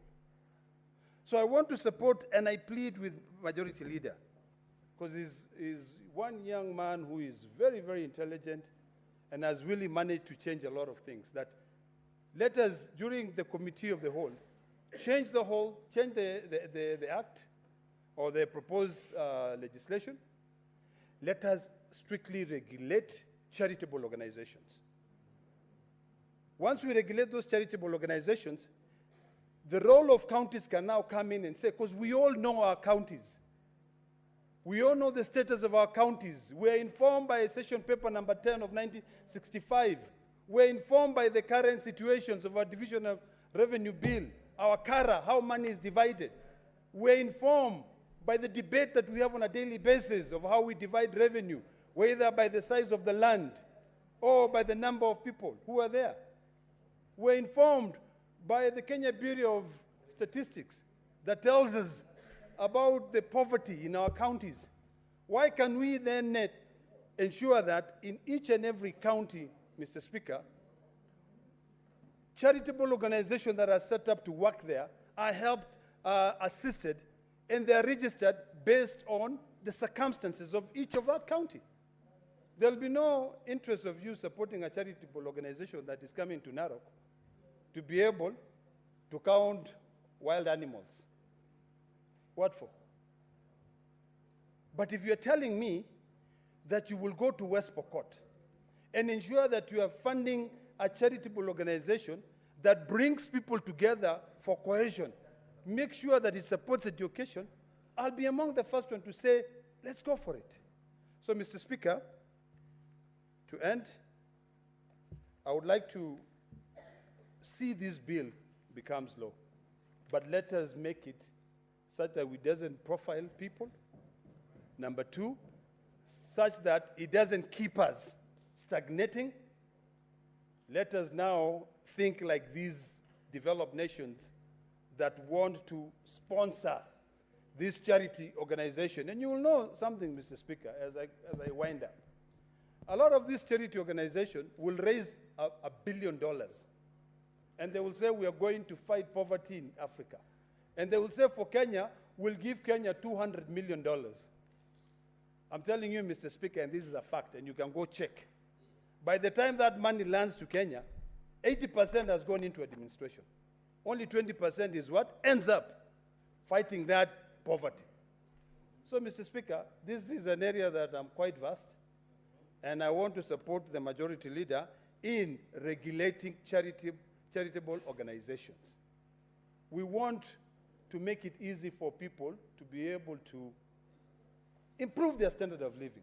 If today I want to go to Senator Kipsang's home and support a local church there, I should not be regulated to do that, really. Thank you, Mr. Speaker. Senator Chimera. Asante Bwana Spika kwa kunipa fursa hii. Hata mimi pia niweke kauli yangu kwa mswada huu Bwana Spika. Bwana Spika, nimesikiza changizo za viongozi wenzangu kwa mswada huu Bwana Spika, na nimeona ni kama tunakingana kimawazo Bwana Spika. Kuna wale ambao wamelichukulia swala lote hili kimakosa na kwamba wakaona sababu kuu ambayo ni kwa nini sheria hii imefika katika bunge letu la Seneti hii siku ya leo Bwana Spika, ni kutokana na ule msukumo wa wale vijana wetu Gen Z ambao kwamba wao, na mimi naungana mkono na wao pia Bwana Spika, naunga mkono wao kwa sababu pia tuliona kweli hapo awali kwamba viongozi, baadhi ya watu katika nyadhifa mbalimbali katika uongozi katika nchi hii waliweza kuonekana kwamba wapo mstari wa mbele kufanya harambe ambazo ni za kutishia mno.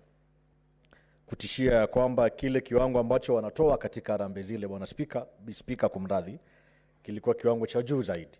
Na viongozi wengi ukiangalia mstakabala wao Spika, ukiangalia ule mshahara ambao tunapokea kama maseneta, kama wabunge, kama ma-MCAs, kama magavana na kama makatibu na mawaziri Bwana Spika, hailingani na kile kiwango ambacho wanatoa katika harambe hizi. Na ndiposa mori ama hasira ikaweza kuwajaa wale vijana wa Gen Z na wakasukuma kwamba lazima iwe sheria kwamba harambee hizi ziweze kudhibitiwa Bwana Spika. Lakini Spika, nikueleze kwamba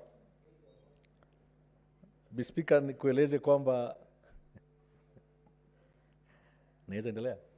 Nikueleze kwamba Bwana Spika kwamba hatua ile ya kutaka kuhakikisha kwamba kuna sheria ya kudhibiti harambe Spika, nafikiri wazungu husema ni knee jerk reaction, kwamba ni magoti juu naelezewa hapa nyuma, na haitoi suluhu ya tatizo lote hili Spika. Spika, leo hii mimi ni seneta maalum, ninawakilisha vijana na natokea kaunti ya Kwale Spika. Na Spika, kila kukicha Spika, simu yangu ya rununu, simu ya mke wangu ya rununu, simu ya PA, simu ya hata wazazi wangu Spika, hupata jumbe za kwamba kuna mchango mahali Spika, kwamba kuna mgonjwa anahitaji matibabu Spika, na mimi kama kiongozi ambaye nimeteuliwa Spika, sijapigiwa hata kura Spika, hata sijataka kusema kwamba nataka kuwania nyadhifa yoyote katika kaunti yangu ya Kwale Spika, lakini kwa sababu wananchi wa Kwale na wananchi wa Kenya kwa ujumla Spika wana tabu, wana shida na wanatamani kupata msaada kutoka kwa viongozi wao Spika, unapata jumbe zile za kualika katika harambe mbalimbali, aidha kuchangia karo Spika, aidha kuchangia ujenzi. Nikueleze tu mimi mwenyewe pale eneo bunge la Kinango, mahali panaitwa kwa Kadogo, jamii ya pale kwa Kadogo Spika imenifuata mara nyingi sana wakiomba msaada wa kutengeneza choo cha umma Spika. Choo cha umma ambacho ni jukumu la pengine serikali ya kaunti Spika, lakini serikali ya kaunti haiwezi fanya kila kitu Spika kwa sababu ya uhaba wa fedha na mipangilio Spika. Ikiwa wananchi wetu wanahitaji choo cha umma Spika cha shilingi tu 70,000 ama 100,000, na wamemfuata kiongozi aweze kuongoza katika shughuli ya kufanya changizo, ya kufanya harambee, ili waweze kuwezeshwa kufanya mradi ule ambao utawisaidia jamii nzima kwa ujumla, sio kwa leo wala sio kesho wala sio mtondogoo Spika, lakini kwa siku nyingi zijazo Spika. Sioni makosa pale kiongozi akifanya mchango ule Spika. Vile vile Spika, nikinaya kwamba kuona sheria hii Spika inampatia mtu binafsi ambaye ni waziri wa serikali kuu na waziri wa serikali ya kaunti nguvu kupita kiasi katika hali hii ya kudhibiti swala lote hili la harambee, Bispika. Bispika, tusiwe jumba la kuleta sheria ambayo itatufinya sisi wenyewe kama viongozi, Bispika. Lazima tuketi chini, tuulizane shida ipo wapi. Ikiwa tunafanya harambee nyingi kwa sababu ya ugonjwa, Bispika, nafikiri serikali hii kwa sasa, Bispika, na imekuwa ni juhudi za serikali zilizopita hapo awamu ya kutafuta suluhu ya kuhakikisha kwamba kila Mkenya leo hii anaweza kupata matibabu bila kupitia dhiki ya kuuza mali yake, bila kupitia dhiki ya kufanya harambee zisizopungua, Bispika, ili kupata matibabu, Bispika. Na nataka nishukuru serikali kwa ule mfumo wake. What's your point of order, Senator Chiradige? Chiradige, I don't know why you are testing your card on the dispatch box. No, Madam Speaker, it's not functional, and I wish the new commissioner was around. We would have launched a formal complaint before the new commissioner. Madam Speaker, I'm standing under order, standing order number 105 on accuracy of facts, and also under Article 96 of the Constitution of Kenya. If you had the humble submissions by our brother-in-law as Nandi County, Senator Chimera, Madam Speaker, she has asserted that there are other forces who are forcing the Parliament of Kenya to do legislative interventions. Yet under the Constitution, Madam Speaker, it is our inherent right as legislators. Could he be ruled out of order for implying that we get other orders from even other people, Madam Speaker, so that even your visitors who are on the gallery might imagine that we legislate based on knee-jerk reaction, Madam Speaker? Is it in order? Before I give you a chance to respond to that point of order, let me do a communication. Honorable Senators, I have a communication from the chair of the Visiting Community-Based Organization, CBO, from Ikolomani constituency in Kakamega County. I would like to acknowledge the presence in the public gallery this afternoon of a Visiting Community-Based Organization, CBO, Shisele Tosha, from Ikolomani constituency in Kakamega County. The delegation is in the Senate on a courtesy call to Honorable Rachel Ameso Amolo, Commissioner of the Parliamentary Service Commission. In our usual tradition, Honorable Senators, of receiving and welcoming visitors to Parliament, I extend a warm welcome to the delegation, and on behalf of the Senate and on my own behalf, wish them a fruitful visit, and I thank you. I want to give this opportunity to the Senator for Kakamega County, Dr. Senator Boni Halwale, to welcome this delegation to Senate. Thank you, Honorable Speaker. Madam Chair, through you, allow me to welcome the young women from Kolomani and have special words to say thank you to Honorable Rachel Ameso, who is the host of this CBO. Honorable Rachel Ameso, for information, Chair, is one of our commissioners of the Parliamentary Service Commission. Madam Speaker, I'm aware that the commissioner purposes to become the woman MP of Kakamega. Senator and Abbas, is that the normal courtesy you're supposed to use when you're, can you courtesy the speakers? Mr. Speaker, Madam Speaker, and I want to wish her well. Allow me also, as I welcome these great women, to congratulate the MCA of Idaho North, Mama Gladys Mugongolo. I'm sure she's in the delegation. And Madam Speaker, what a coincidence that the name Shisere is in the House today when the hospital that I have created from a dispensary to a maternity health center is by the same name, and it was started courtesy to Aharambe by Seth Lugonzo.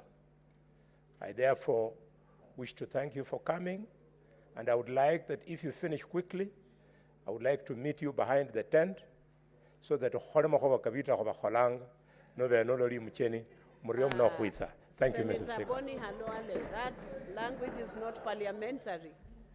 We did not understand what language you used, but we will not use more time. But you are cautioned to use parliamentary language. One understood. Point of order, Senator Wakoli. You resume your seat. Senator Wakoli.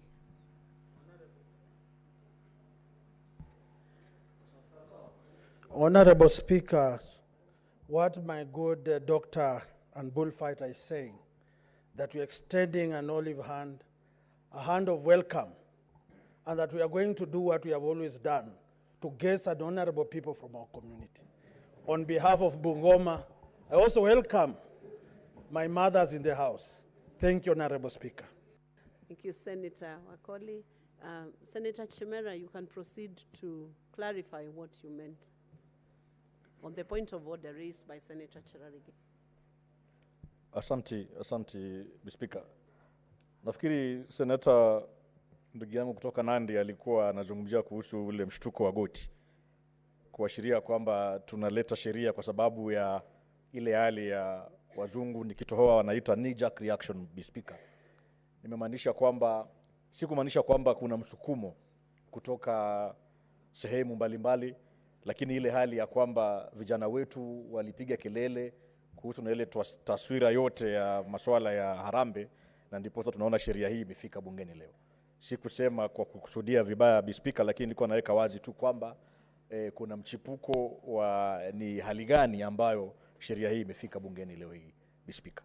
Kunradhi, naomba kama imeeleweka niweze kuendelea na changizo yangu. You can proceed. Asante, Speaker. Speaker, nilikuwa nasema kwanza, mimi ninafikiri hapo awali nataka kusema kwamba ninapinga vikali sana sheria hii, Speaker, kwa sababu ukiangalia kipengele cha 13 1 na 2 kinasema kwamba mtu yoyote yule ambaye ako katika ofisi ya umma kama kiongozi haruhusiwi kujihusisha kamwe na shughuli za harambe, Speaker. Vile vile pia inasema mtu yoyote yule ambaye anapania kugombania kiti cha umma aidha cha kisiasa, Speaker, pia ndani ya takriban miaka 3 kabla ya uchaguzi mkuu haruhusiwi kufanya harambe, Speaker. Speaker, ni kinaya kwa sababu shughuli yote ya uongozi, Speaker, ni kusaidia jamii yako. Na mtu asikuelezee kwamba kwa sababu kuna hundi ya CDF ama hundi ya ngaf ama gavana ana fedha ile ambayo inamfikia kule ambayo tumepitisha leo, nafikiri bilioni takriban milioni 387, na nipongeze ile kamati ya mediation kwa kufanya hivyo. Lakini imaanishi kwamba ukiwa na pesa ile ambayo kwa mfano una jukumu la kuleta basari, Speaker, basi huwezi kwenda kwa mfuko wako kibinafsi wewe mwenyewe kusaidia jamii yako.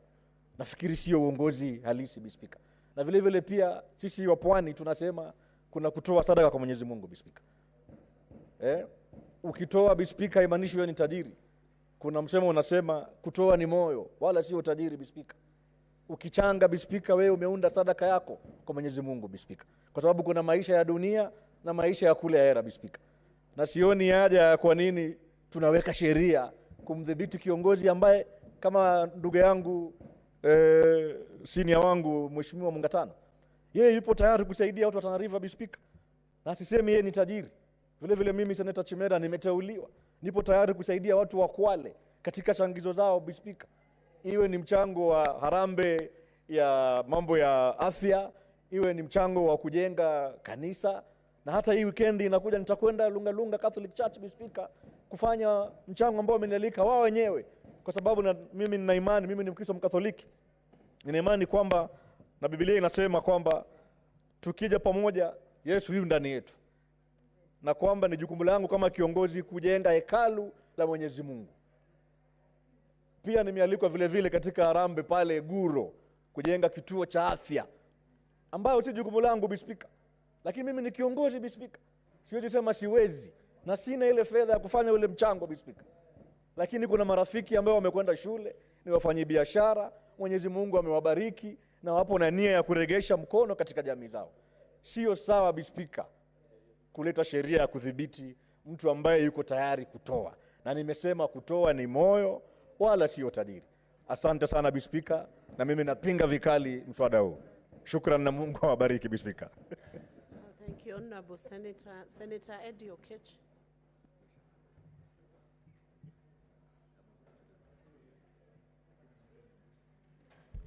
Madam Speaker, thank you for giving me this opportunity to also try and give a few thoughts on this particular bill that has been moved by the majority leader, that essentially this bill seeks to, curb fundraising, if I might, or rather regulate fundraising, if I might put it as simple as such, Madam Speaker.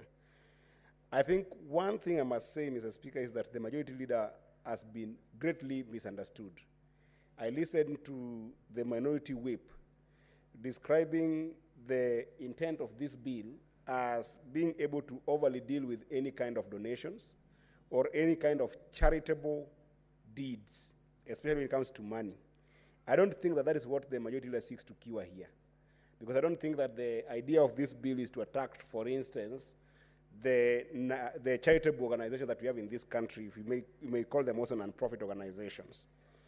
I think that what the majority leader is seeking to cure here is the problems that we have seen in this country of public leaders using the platforms of fundraising as a way of basically capturing the people and as a way of insincerely taking control of public discourse. I think that is the fundamental problem. And Madam Speaker, I think that to that extent, the majority leader is very right.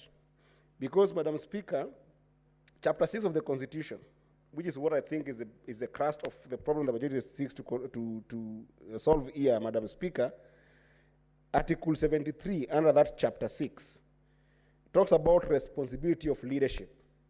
And Madam Speaker, we have seen a lot of lack of responsibility by leadership, where the political leadership, to be specific, has been very irresponsible on issues of fundraising. Madam Speaker, one, the responsibility comes in the form of, the amounts of money that we see going to fundraising are amounts of money that cannot be explained by any means possible by the political class. This is a reality that the public is getting tired of that kind of behavior. And then number two, we are seeing a pseudo-control whereby when a politician contributes in different platforms or different institutions, then they take control of that institution completely. Now, this is a reality that we must face as a country. This is why the majority leaders come with this particular bill. And that is the reason why I'm taking you back to Article 73 under Chapter 6 of the Constitution that talks about responsibility of leadership, where it says, under Sub-Article 1, that authority assigned to a state officer, A, is a public trust to be exercised in a manner that is inconsistent with the purposes and objectives of this Constitution, demonstrates respect of the people, brings honor to the nation and dignity of the office, and promotes public confidence in the integrity of the office. Madam Speaker, what has happened in this country is that people have lost public trust in public officers by being led by politicians particularly, and then politicians who are going to do arambes in different places, Madam Speaker, have also lost respect for the people, Madam Speaker. And also, the acts of Harambe that we are seeing in this country, in the manner in which they are exercised, Madam Speaker, do not bring honor to the nation, and they do not bring integrity and dignity to the offices that we have. What does this mean, Madam Speaker? If you further in that article, sub-article B, it says that authority assigned to a state officer vests in the state officer the responsibility to serve the people, service, rather than the power to rule over them. The political class, because of this Harambe, are ruling over our people. They are not serving our people, Madam Speaker. So this is a problem that is a serious conversation that the majority has brought in this House that then must be addressed. Now, the question is this, Is this the right way to respond to this problem that we are facing in the country? This is what I want to appeal to the majority leader, that this is not the right way to be able to respond to this problem. Because what the majority leader is trying to do here is that is trying to legislate bad behavior. Madam Speaker, you cannot legislate bad behavior by politicians in this country to use platform of fundraising to control the people, to rule over the people, to disrespect the people, to take advantage of the people, Madam Speaker. This bill is basically indicting the EACC, Madam Speaker, because we established a constitutionally allowed institution to deal with the misbehaviors of public officers and state officers under EACC, Madam Speaker. This bill basically tells us that the EACC has completely failed in doing its work. And instead of sponsoring this bill, Madam Speaker, I want to encourage the majority leader that together we can work on rethinking the EACC in terms of the way the EACC can deal with matters of Chapter 6 of the Constitution, Madam Speaker. Because that's where the rot is coming from. You cannot legislate fundraising in this country, Madam Speaker.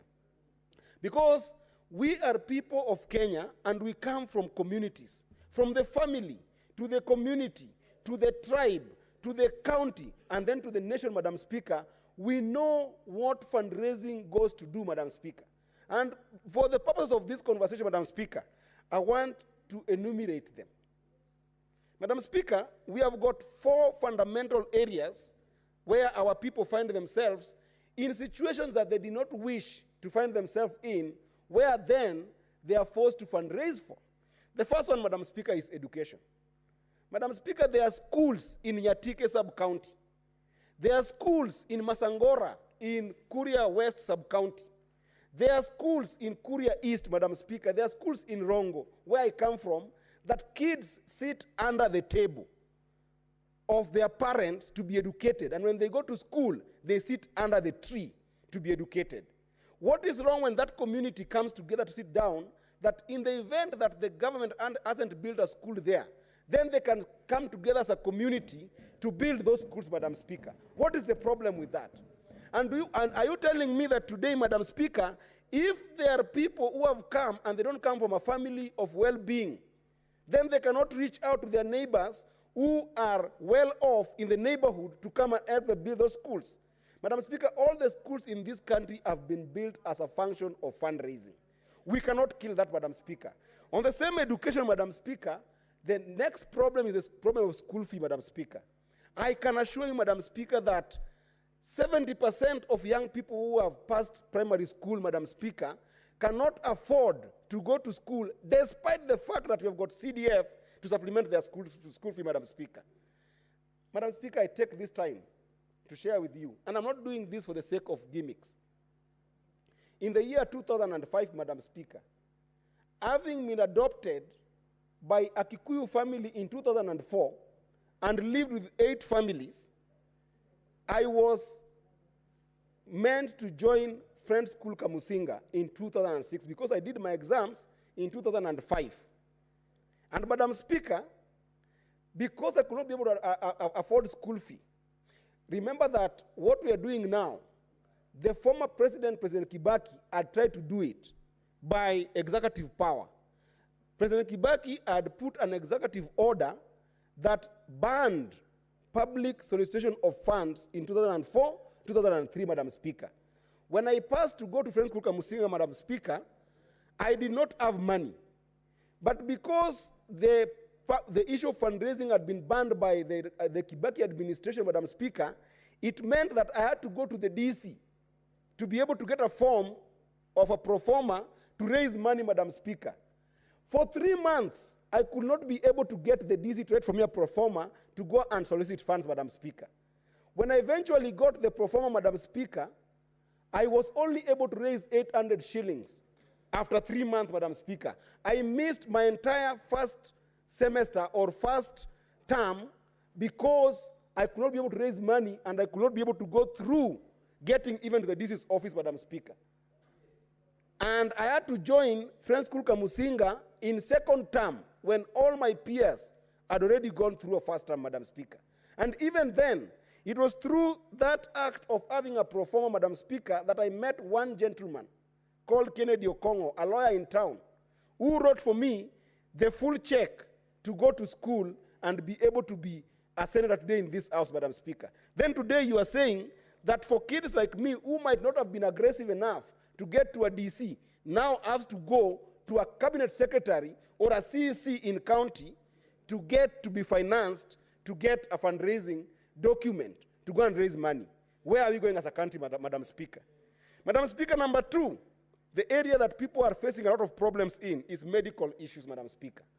It might look simple for people here who have got medical cover to think that medical issues in this country are easy. But, Madam Speaker, we have got people in this country who are held as prisoners of hospitals because they cannot be able to pay 30,000 shillings to get out of an hospital, Madam Speaker.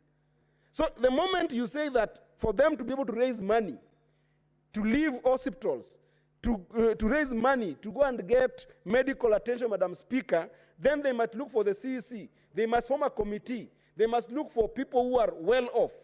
Madam Speaker, what are we doing to our country? Let us legislate for not the bad manners of politicians. Let EACC do their job, Madam Speaker. Madam Speaker, we also have another area here that people just don't understand. The burden of funerals in this country, Madam Speaker. That's another area that me as a political class have faced a lot of requests on, where somebody has suffered and died in a hospital.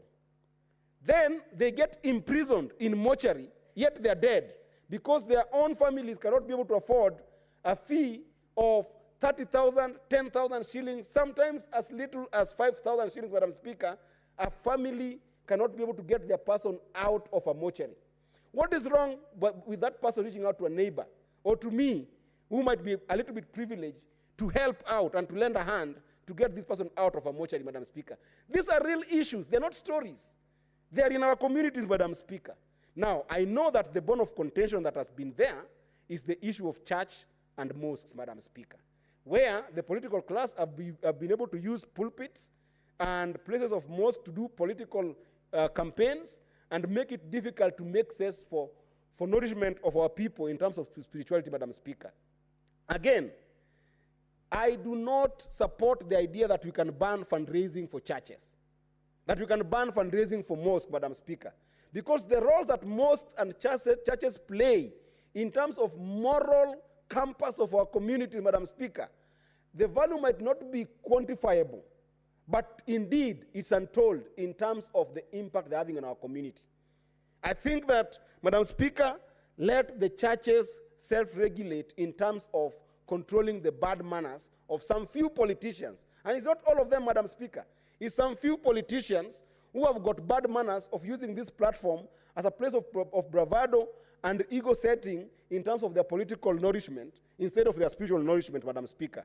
But we cannot ban the political class, the public officer, the state officer, the private individual, the corporate individual from raising money to grow churches, to grow mosques, and to grow houses of worship when these places are actually helping to contribute in supplementing the government's effort in terms of building our moral capacity in this country, Madam Speaker. Madam Speaker, if you want to build a strong home, you must constantly build three things in a human being. That is why, even in creation, there is Holy Trinity. That's why even in creation, we are created in threes, Madam Speaker. The first thing you must feed in a human being, Madam Speaker, is the mind of a human being. That's why we have got an education system. But once you fed the mind of a human being, Madam Speaker, there is still no peace if you do not feed the heart of a human being, Madam Speaker. And that is where the churches and the mosques are coming from, Madam Speaker. But a peaceful heart with an educated mind is never peaceful unless you also feed the stomach of this human being, Madam Speaker. That's when you have got a complete human being, Madam Speaker. So any moment you take away any of those segments in the society, you can't make it. We as a government and as a political class can only feed the stomach. Education institutions can only feed the brain. Where do we leave the hearts of our people?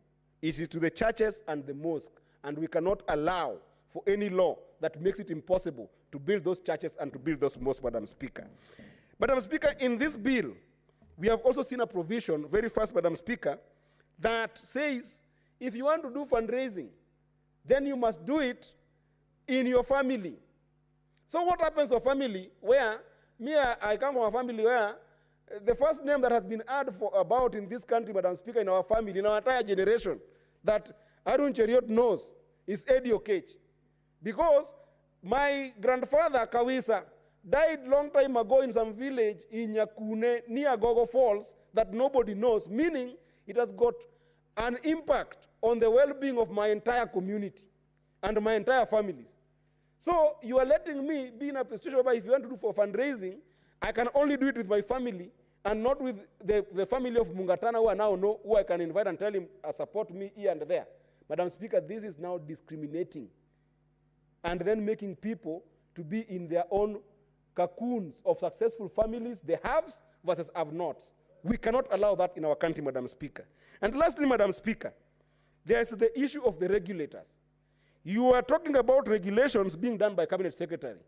Madam Speaker, in law, it looks easy. But in practice, how will this Cabinet Secretary regulate the President in terms of making sure that the President abides by the requirements of this law? It's not possible. The President cannot be regulated by the person that is the supervisor and the boss of. Madam Speaker, at the county level, you are saying in this bill that the CEC, in charge of planning and social development, will regulate fundraising. How will this person regulate the governor, where our governors have got so much ego that you cannot even tell them something in a funeral or in a function? It will mean that some political class will have more powers to even take advantage of fundraising further than some political class that don't have power. Yeah? So it will be a business for the higher political class to actually do what they want with this fundraising thing and leave those people who are smaller to be, in fact, you are giving the most powerful political people a tool to harass their opponents and other people with this bill, Madam Speaker. This is a good and a well-intended bill to cure the problems of our leadership under Article 17 of the Constitution, but it is not a solution. It is legislating a behavior of bad politics, bad manners of politicians that cannot be cured by this bill. Let us sit as a house and come up with a legislation that will help us rethink the entire EACC and make sure that EACC can do its job or disband it and come with a more functional anti-corruption institution that can deal with corrupt leaders. With that, Madam Speaker, I reject this bill in entirety. Thank you, Madam Speaker. Thank you, Honorable Eddie. Senator Abbas Sheikh Mohammed.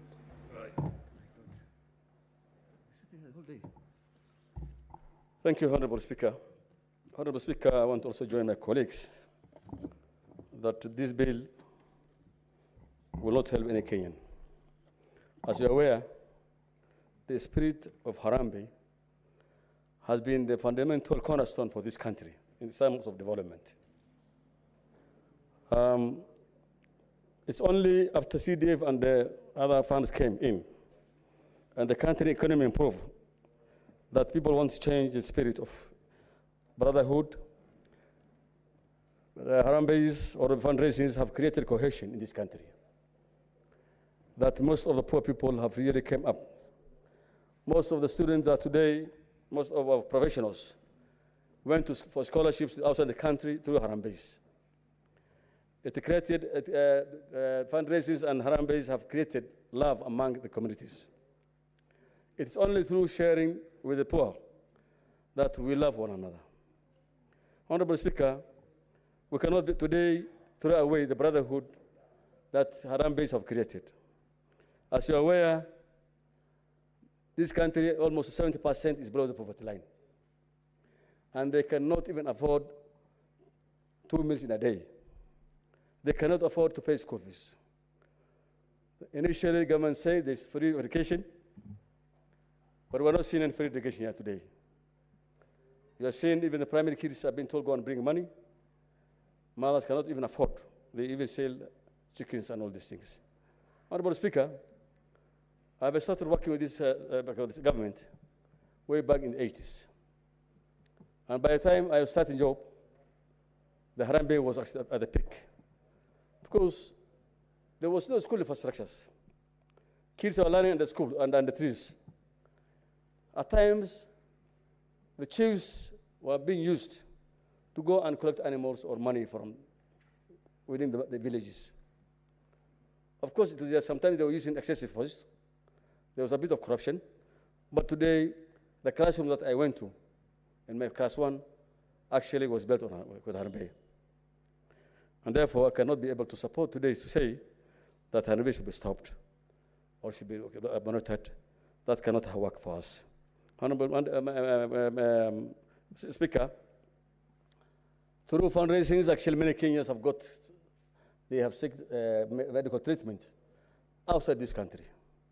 Medical conditions of these days, there's so many people who are sick. The medical services, hospitals actually have so much been commercialized that somebody stays in an ICU or HDU in 1 night or 2 nights and 3 nights, the cost becomes just unbelievable high. It is through Harambees that we're able to save people, the dead bodies, for mortuaries because they've been held custody until money is paid back. Honorable Speaker, I will agree that I will say that the corrupt are not the poor people.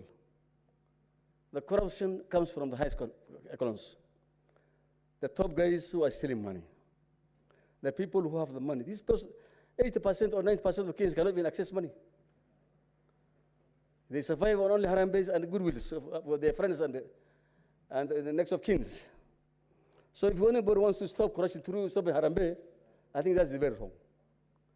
What I will say is that those who steal pay more and more Harambee so that this money can come back to the public. If you say there's no Harambee, then those who stole, the corrupt people will keep the money in the banks or even overseas.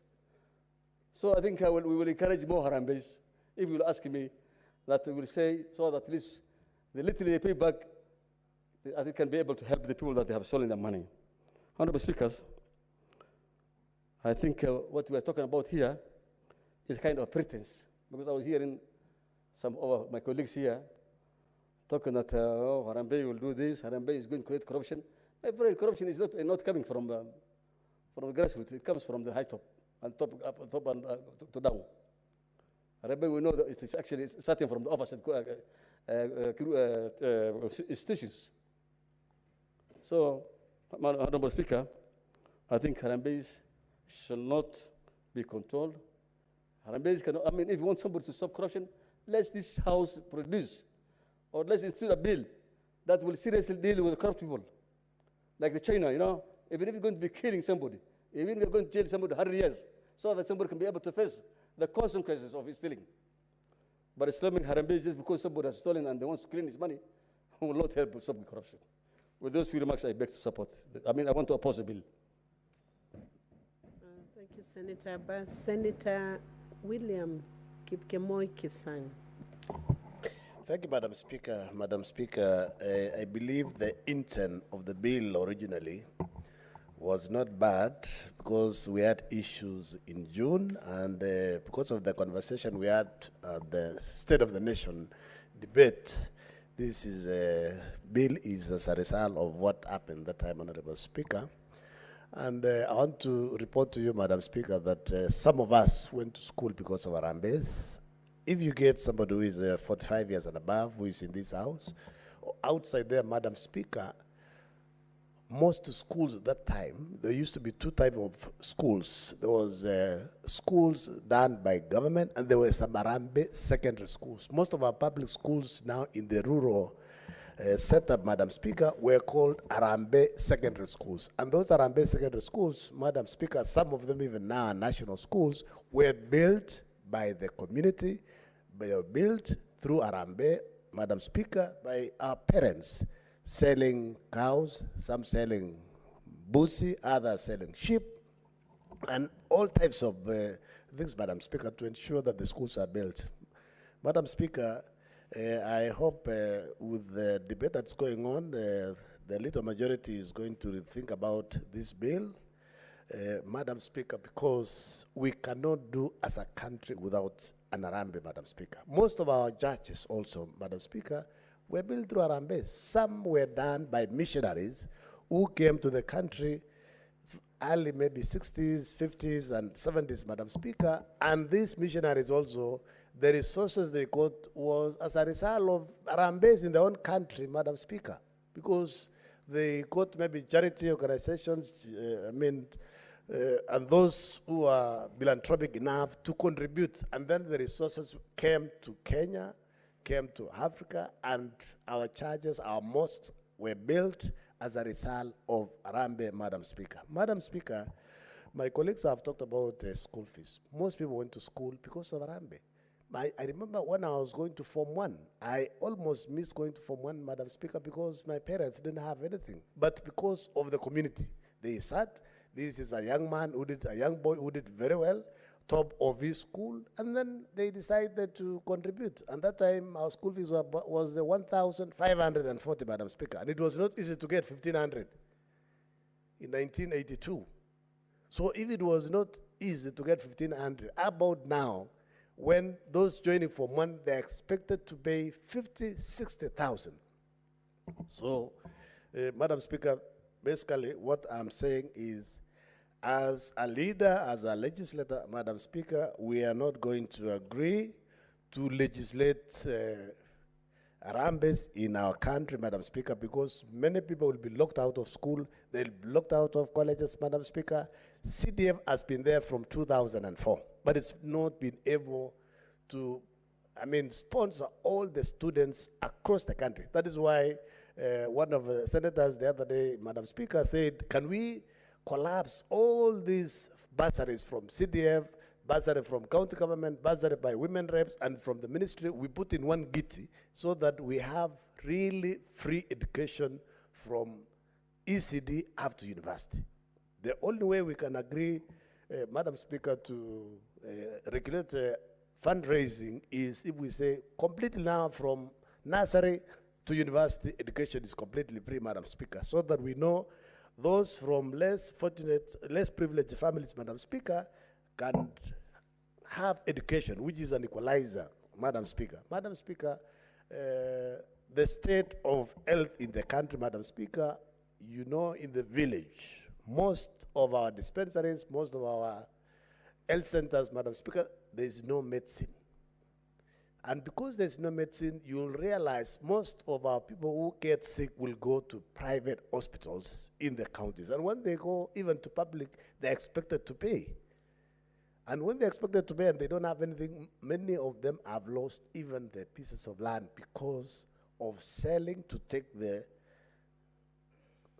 kinsmen and women, Madam Speaker, to the hospital. So basically what I'm saying, because of medical expenses, Madam Speaker, we'll support Arambes. Because of education, Madam Speaker, we'll support Arambes, Madam Speaker. And because of other issues, Madam Speaker, if you check clause 14, clause 13, Madam Speaker, of the bill, clause 14, Madam Speaker, it says a person shall not conduct a public fundraising bill unless the person has applied for and obtained a permit in accordance with the provisions of this law, Madam Speaker. You can imagine you have a sick person, the person requires to be discharged because he has gone to the hospital, you need to apply within 14 days. And where will you get this CEC? If we were not able to get a DC who was just within the district, but now this is a CC in charge of a county or a CS in charge of the country, Madam Speaker, it's not possible. And Madam Speaker, one of the clauses here, Madam Speaker, is saying, if you intend to seek for a public office, 3 years before elections, you should not conduct any fundraising, Madam Speaker. How would you know? You know, standing for a seat sometimes is a calling. The community can approach you to stand, and they can approach you 6 months to the election. What will happen if you will have conducted a fundraiser before? It means basically you'll be locked out, and the community will lose a leader who would have come to assist the people, Madam Speaker. You check the fines, Madam Speaker, that if you conduct a fundraiser without a valid permit, Madam Speaker, you can pay a fine of 5 million. How will you pay a fine of 5 million when basically you are looking for resources to release somebody from the hospital or to take a child to the hospital, to school, Madam Speaker? Madam Speaker, Basically, what I'm saying is, when the time comes to vote, Madam Speaker, we are going to reject this bill, and so that we can basically ensure that we continue supporting our people. This is a social call, it's a social rally to ensure that our people are assisted, Madam Speaker. With those few remarks, Madam Speaker, I oppose this particular bill. Thank you. Thank you, Senator Kisang. I do not see any other senator, and so I'll call upon the mover to reply. Majority Leader, Senator Aaron.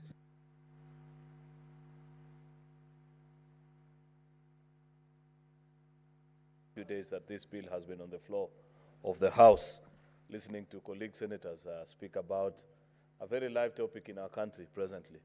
You will recall what has happened the last weekend, Madam Speaker, where for the very first time we are told the Most Reverend Philip Anyolo, though from quarters close to the conversation, I'm told, I've seen the governor of Nairobi saying he's still awaiting his donation back. I saw him say somewhere that when he inquired, because they had said they have returned the donations, he was told that the fundi had already cut the material for the choir, because the donation was for uniform for the choir. Madam Speaker, so these are the challenges. So this is a very live conversation even in the country. And I shared yesterday something on my Twitter page. And of course, the know-it-alls that live on that space, Mr. Speaker, because they never accept to be corrected for anything, did not believe what I said. Today, this afternoon, I have tabled the report from the Labor and Social Issues, Social Affairs Committee, where I stated that over 90% of the respondents that sent in memoranda with regards to this bill actually opposed the bill, Madam Speaker. Just like many colleagues here, a good number have opposed. It's almost split evenly in the House. There's those in support of the bill and those that oppose the bill in principle. And I said that we live in an interesting country, Madam Speaker, because if you follow the conversation online, it's like there are two Kenyas. That's what I've realized. There's a Kenyan online, and there is a Kenya, the Republic, where you and I come from the villages, where Senator Mungatana, Senator Elomonen comes from. There are certain conversations which, if you follow in the Twitter and Facebook space, the kind of things that I said there, most of the time, Madam Speaker, don't exist or are not practical in the real world of the villages and the people that we represent in this House. Because for every village that I have visited the last few months since this conversation began, many pastors that have spoken to me, I gave the example of AIC Ziwani, where I was 2 weeks ago. I was somewhere in Kipkelion West, in my own county of Kericho this week. And the pastors continue to tell me, please, Majority Leader, you have a very bad bill that you want to stop Harambes. Like many of the colleagues that have spoken this afternoon, they are entirely, first of all, misinformed. So there are two issues. Number one, there's misinformation generally, because this bill does not ban Harambes. It only stops you and I, public and state officers, Madam Speaker, from presiding over. Otherwise, Harambes are permitted, Mr. Speaker. But second and most importantly, unlike the statements that I see from churches here, I saw from Jackson Olesapit, I saw from the Catholic bishops telling us that we need to put, that the church actually wants to put a stop on this. But it's not what preachers tell us in the villages where we come from, including in parishes of the Catholic Church. In my own office, even as I hear what is being said by the Catholic bishops here in Nairobi, in my own office in the village, Madam Speaker, or in our counties, many of these members will tell you that they have cards of pending Harambee invitations from the same churches, including Catholic and Anglican. That's why I say it's like there are two worlds in this country. Some space in the air called online, where you're chasing things that are unseen and people compete for attention and applause. Then the real world in the villages where we come from, where people tell us different things. Therefore, as a legislator, Madam Speaker, sometimes it is difficult to know which world to react to, Madam Speaker. Because the kind of instructions and the things that I see being said in the online space, Madam Speaker, and the information, I want to believe that the reason Senator Mungatana spoke the way he spoke about this particular bill, perhaps that is a brief that he has from the people he represented in this House, the men and women from Tana River who voted for him. And they are saying, Senator, this is what we expect. But I'm sure you are also bombarded by messages and Twitter conversations or people telling you, stop this. We don't want it to exist. So, Madam Speaker, our work as legislators is increasingly becoming difficult. If you are not careful as a legislator, and I warned colleagues of ours sometimes back here, that you can easily chase air in the names of TikTok likes and followership online and miss the real conversation sometimes that happen back in the villages. Because at the end of the day, a legislator is a representative of the people, and you must find ways in which you capture the views of the people on whose behalf you vote in this House, Madam Speaker. And that includes those that are in the online space and those that are offline, Madam Speaker. Therefore, I have listened to the comments of colleagues about this bill, very interesting, some proposing a total rejection, some proposing, like Senator Ledama, that don't just ban Harambes, look also into charitable organizations that run 1 or 2 charity activities in the country, to ensure that they do this in strict compliance with our laws, Madam Speaker, that you ensure that in the contributions that they receive from donors abroad, Madam Speaker, the same is actually shared for the intended purpose of those who are making those donations. To those, Madam Speaker, that agree that we need to stop members of the public and state officers, Madam Speaker, from participating in fundraisers for the sole reason that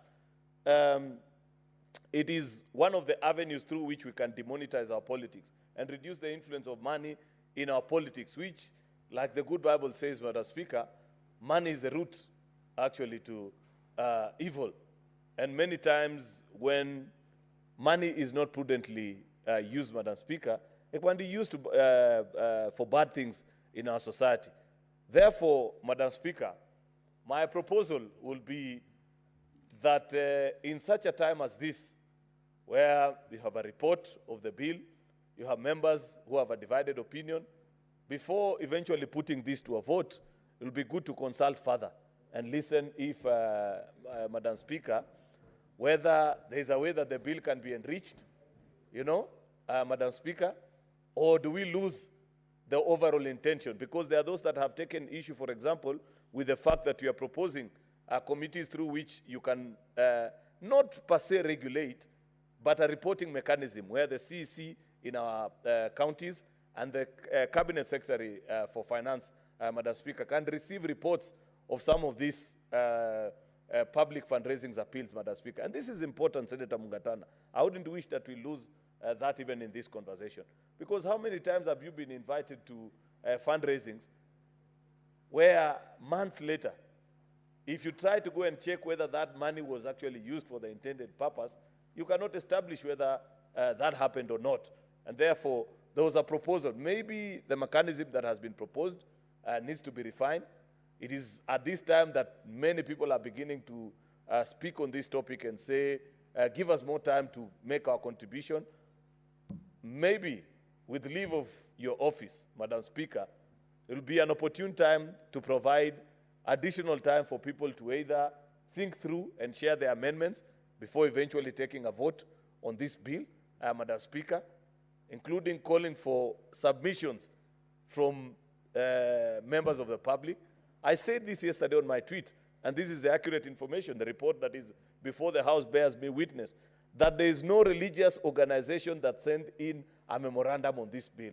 And that is quite curious, because I see people speaking very strongly. I expected to see the Catholic Church, I expected to see the Anglican, at least the two of them that have spoken publicly in support of this bill, Madam Speaker, to send in memorandum in support, Madam Speaker. There are also others that have spoken in opposition to the bill.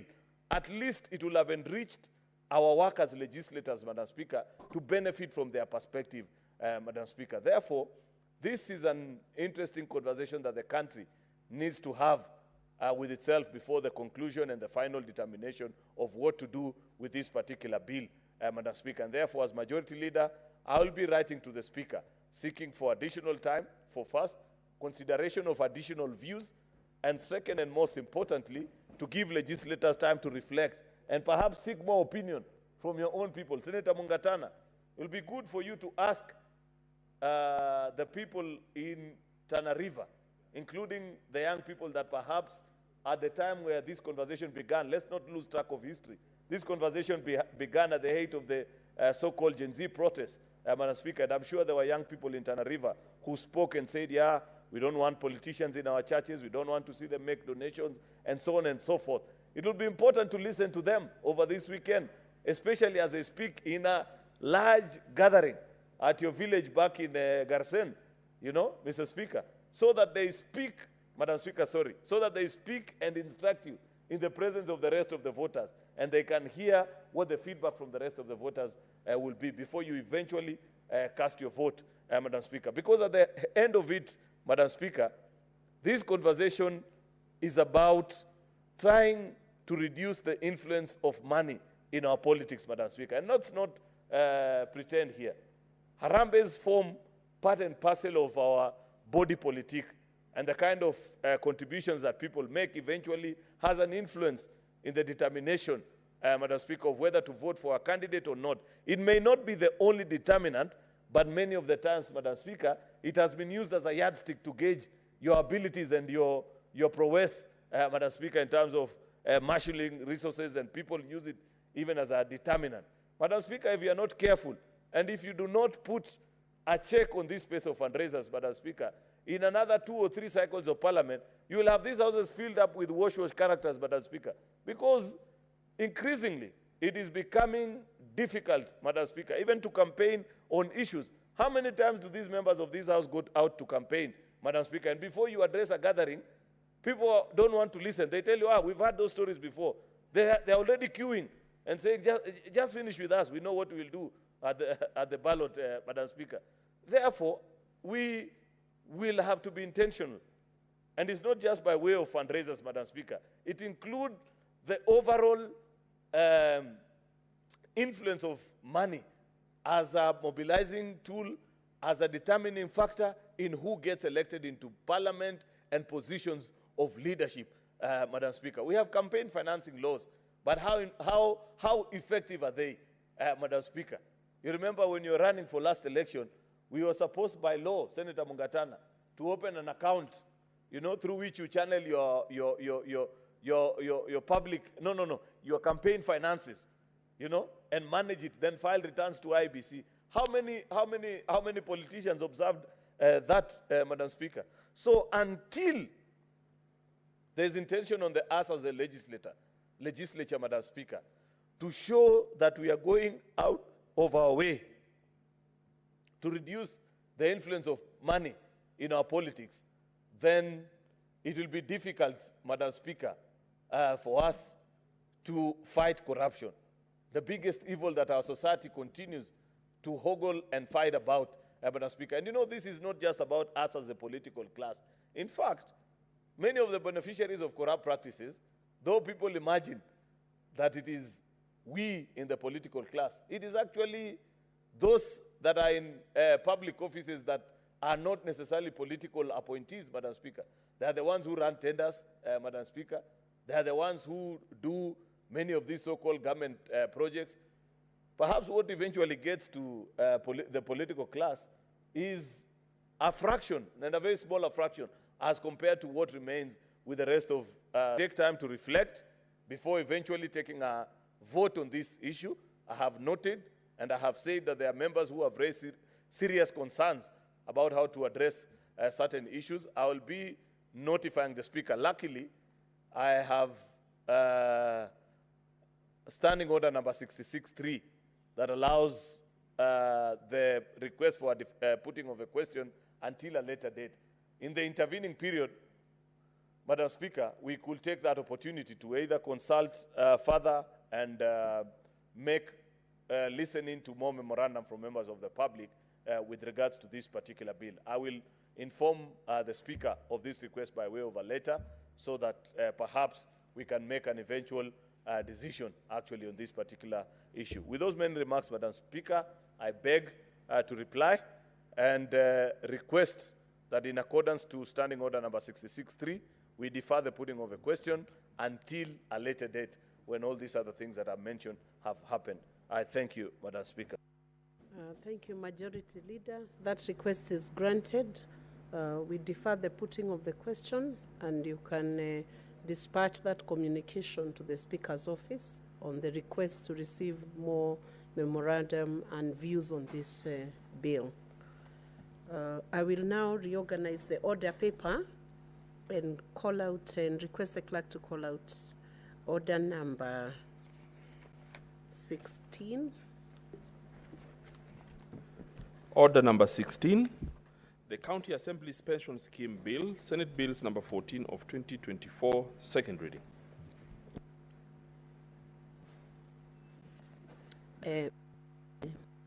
Leader. Thank you, Madam Speaker. I beg to move that the County Assembly's Pension Scheme Bill, Senate Bills number 14 of 2024, be now read a second time. This is an important bill, Madam Speaker. And I'd like to appreciate what this Senate has done the last few weeks, especially with regards to our brothers and sisters that serve in our constituent assemblies in the counties.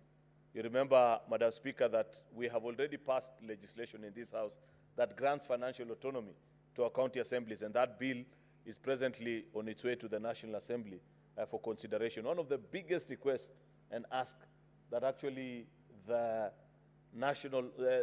county assemblies have made to this House as an elder brother in the devolution family, to ensure that we grant them the freedom with which they do, Madam Speaker, their responsibilities. Second, and most importantly, Madam Speaker, is looking generally into the welfare of members of county assembly.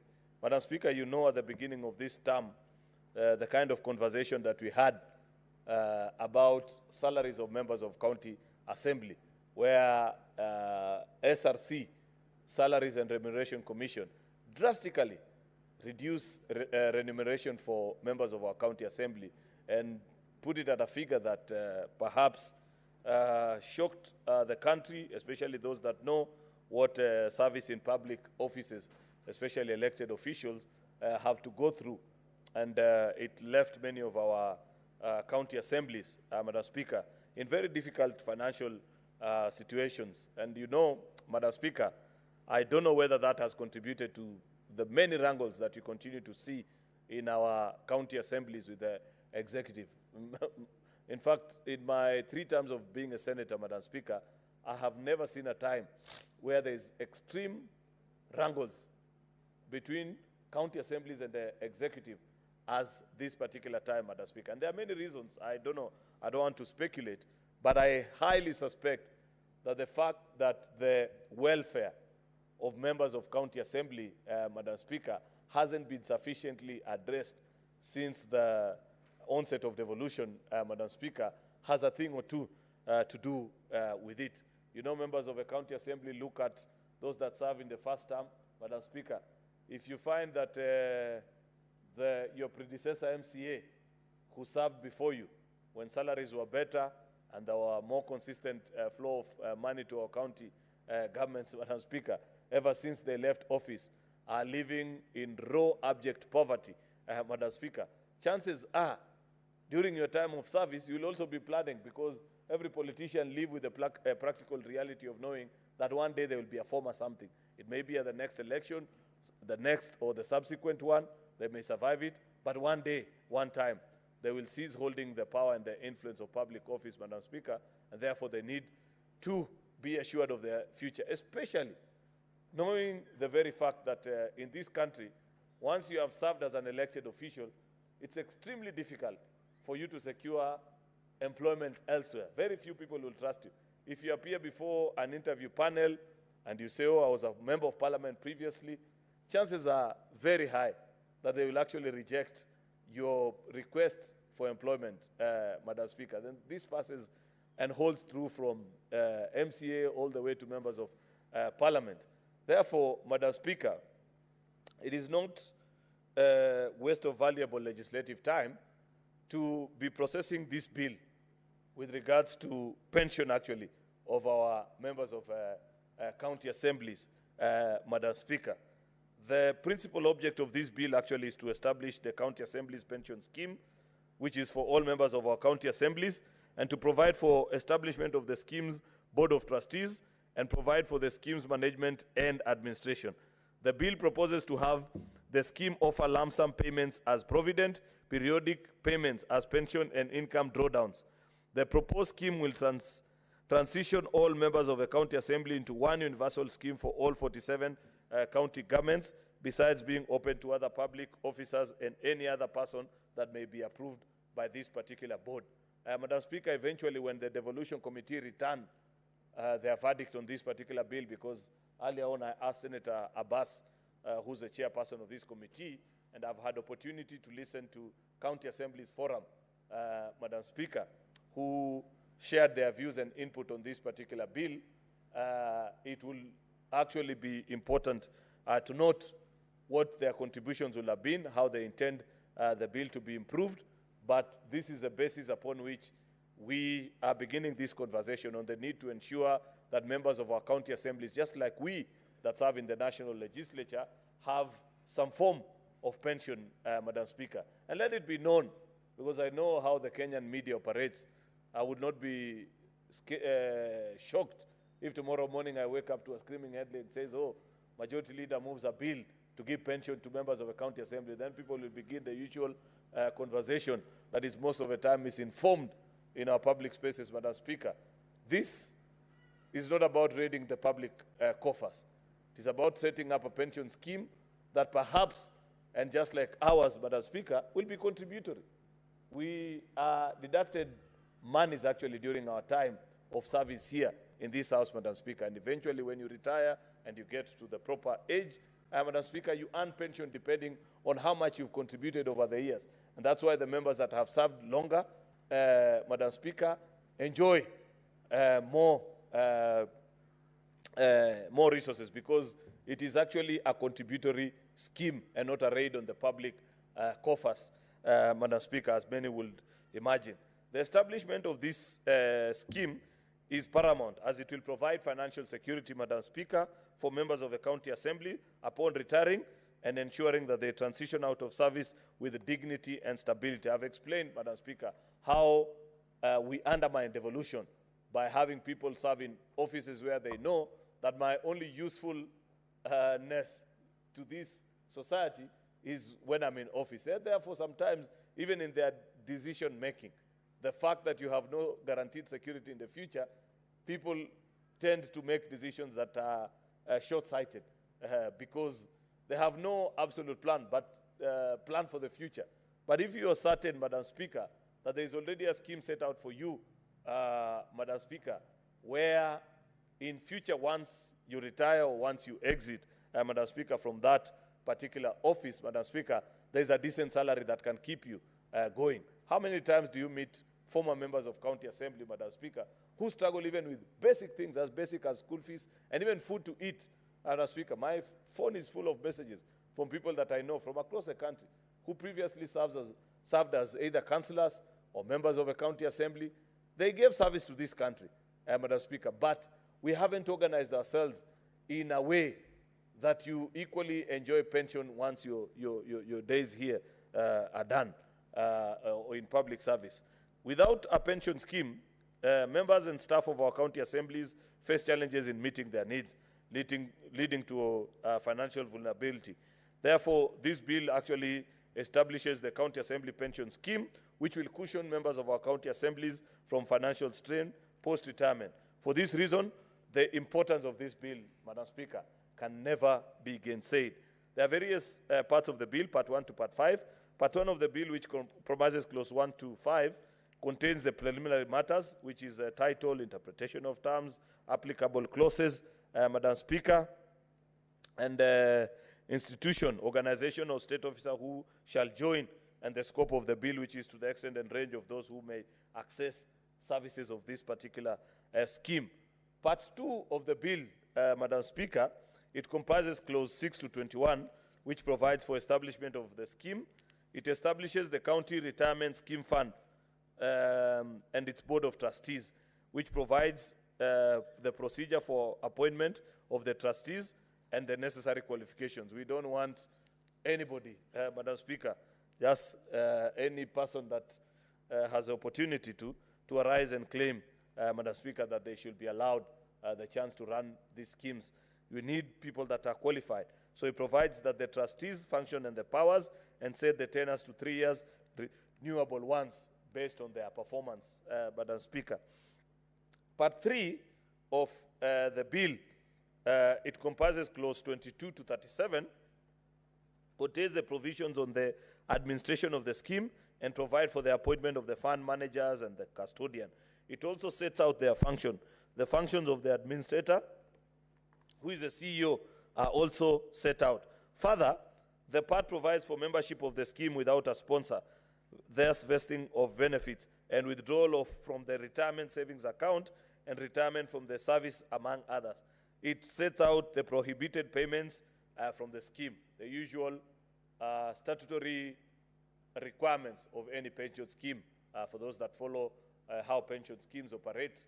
Madam Speaker, this is nothing new. Part 4 of the bill, which is clause 38 to 44, Madam Speaker, it provides for establishment of and management of the County Assembly's Pension Scheme Fund, which contains financial provision.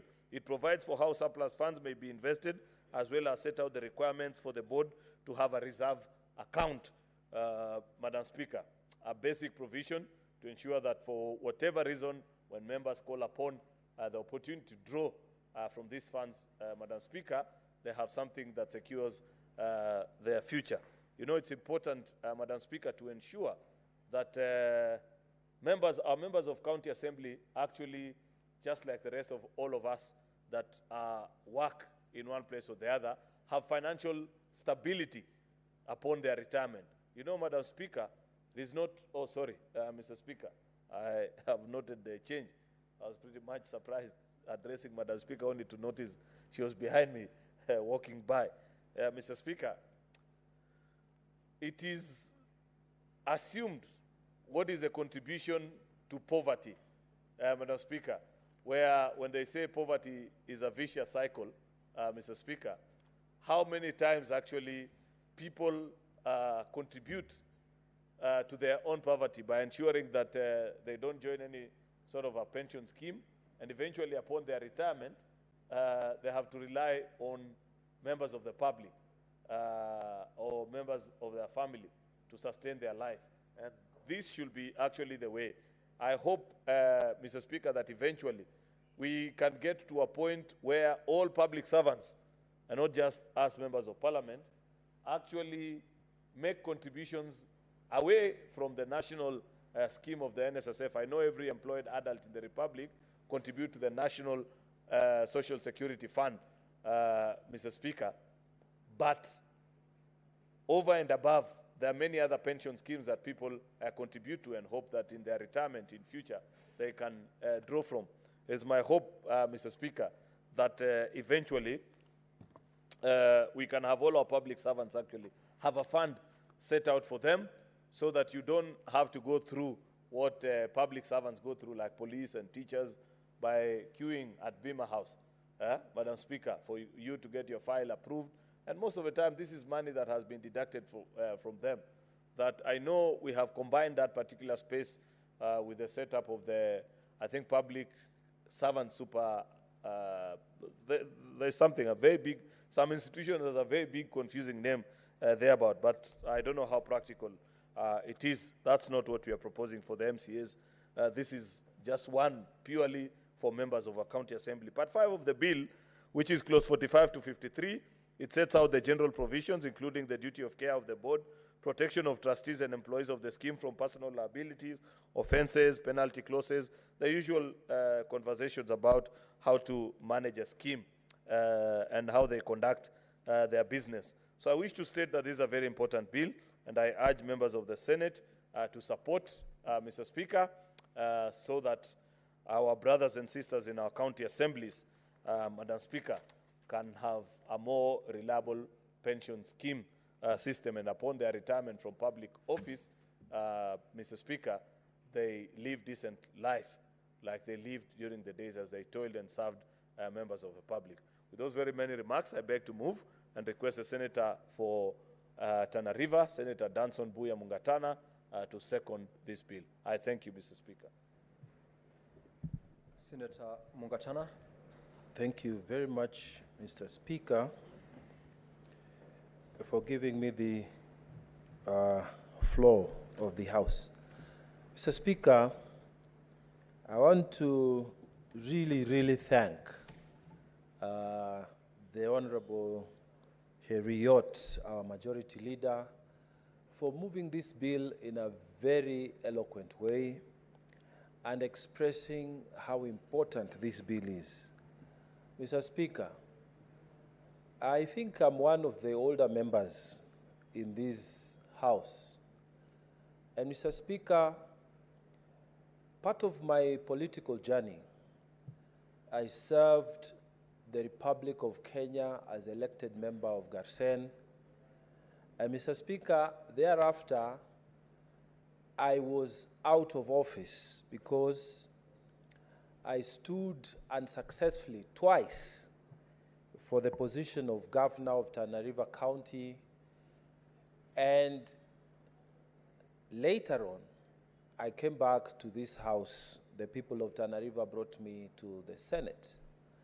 Mr. Speaker, I can speak with authority what it means to be in office and what it means to be out of office. I'm not telling stories, Mr. Speaker. I'm telling you the truth that from my personal experience, if it wasn't for the fact that, Mr. Speaker, I had run a law firm, that law firm was the one that sustained me, Mr. Speaker, for 10 years and continues to do so to date. Mr. Speaker, there are colleagues we served with in that parliament. And when they left, like Majority Leader said, they could not find employment.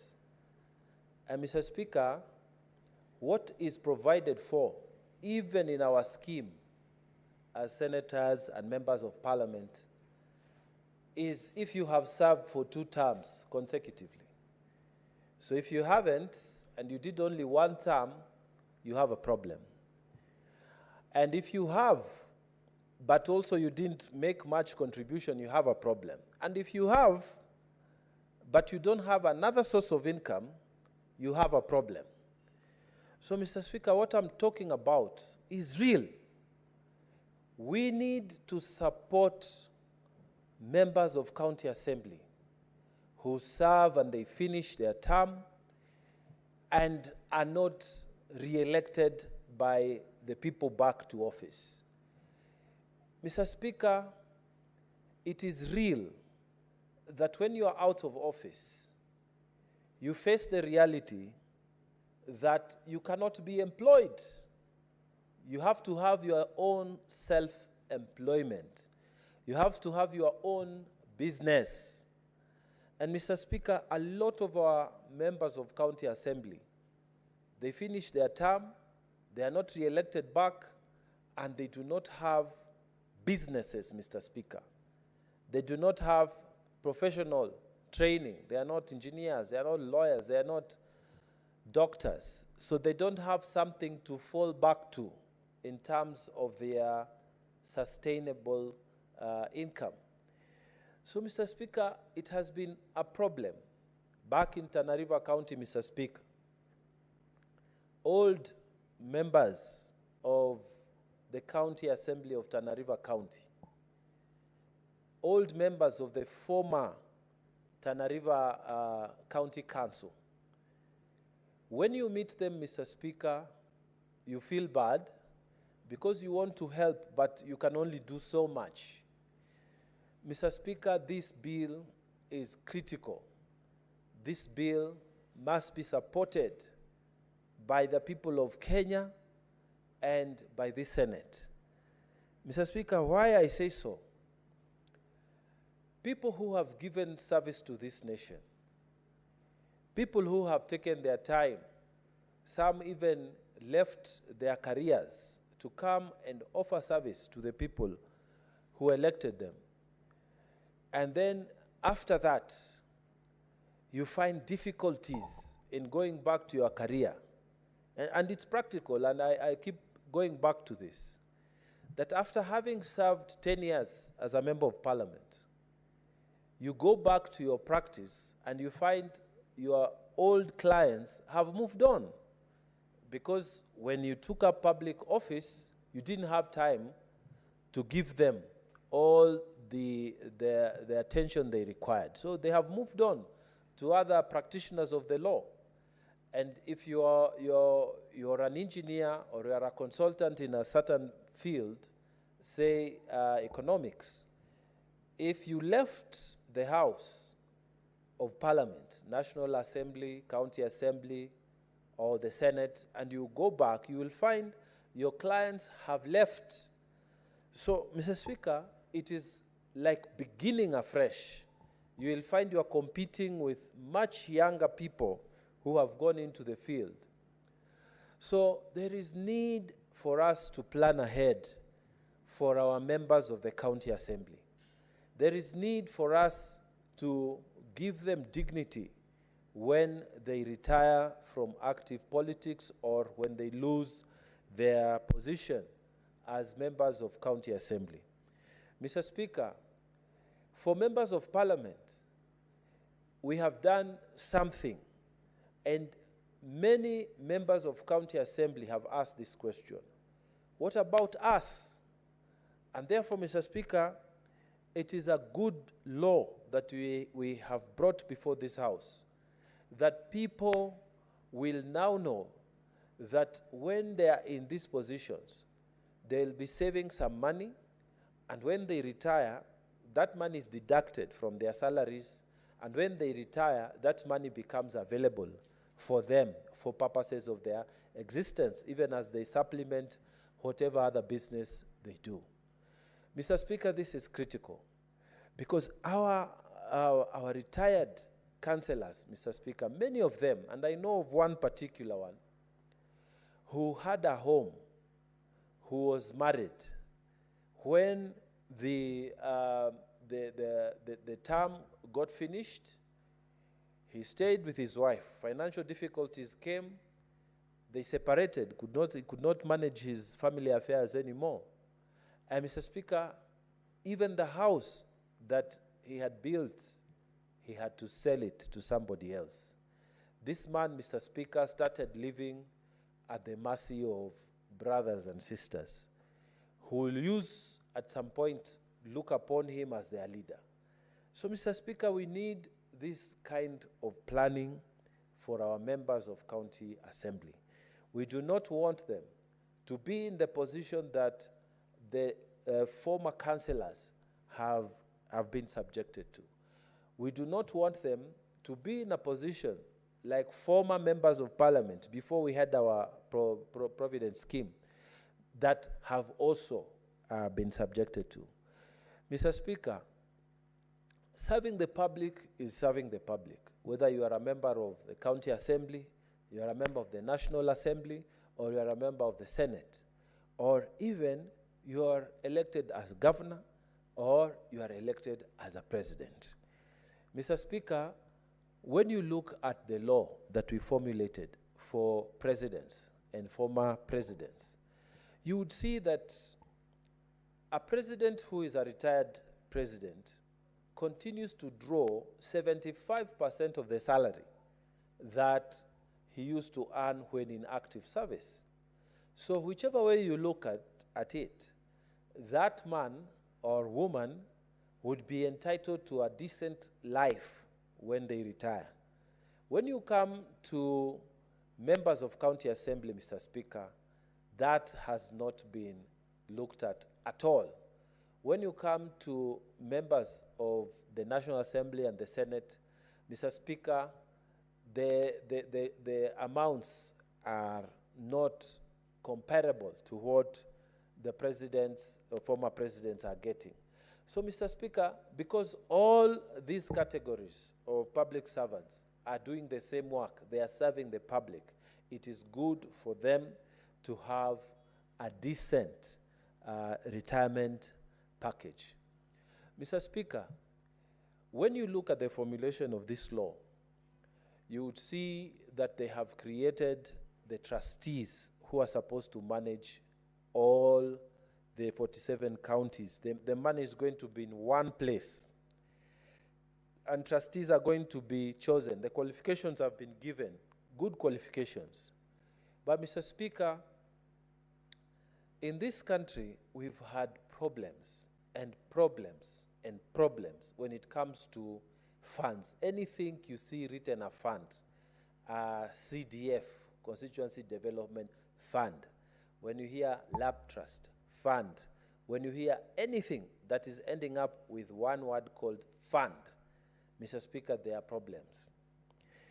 There are problems because the structures of our laws seem to be copy and paste. New ideas are not being put to create checks and balances. Mr. Speaker, even in SACCOs, you will see the same problem. When you hear something SACCO, unless there is good management there, you have a problem. In fact, there are some people who think that once a SACCO is established, they would try to get into management so that they can misappropriate funds. They would try to get into a cooperative so that they can misappropriate funds. They would try even to get into this so that they can misappropriate these funds from MCS. So I would want MCAs who are all listening to me and the umbrella organization for members of county assembly. This law is available for you to study and look at. We would want to hear, when we go into public participation, we want to hear a lot from all the 47 counties. How do we tighten the bolts and nuts? How do we make it impossible for someone with ill intention from getting money from your fund? How do we manage this asset that we are creating? Because all of you are going to be deducted and this money is going to be in one place. The temptation for the devil is going to be high because the money will be a lot. And the truth of the matter is, if this law is not tightened, if this law is going to be like other laws, then we are going into a very, very rough ride. You have seen a lot of people complaining that we are not getting our pension on time. We are not getting our money on time. We have this and that and that and the other.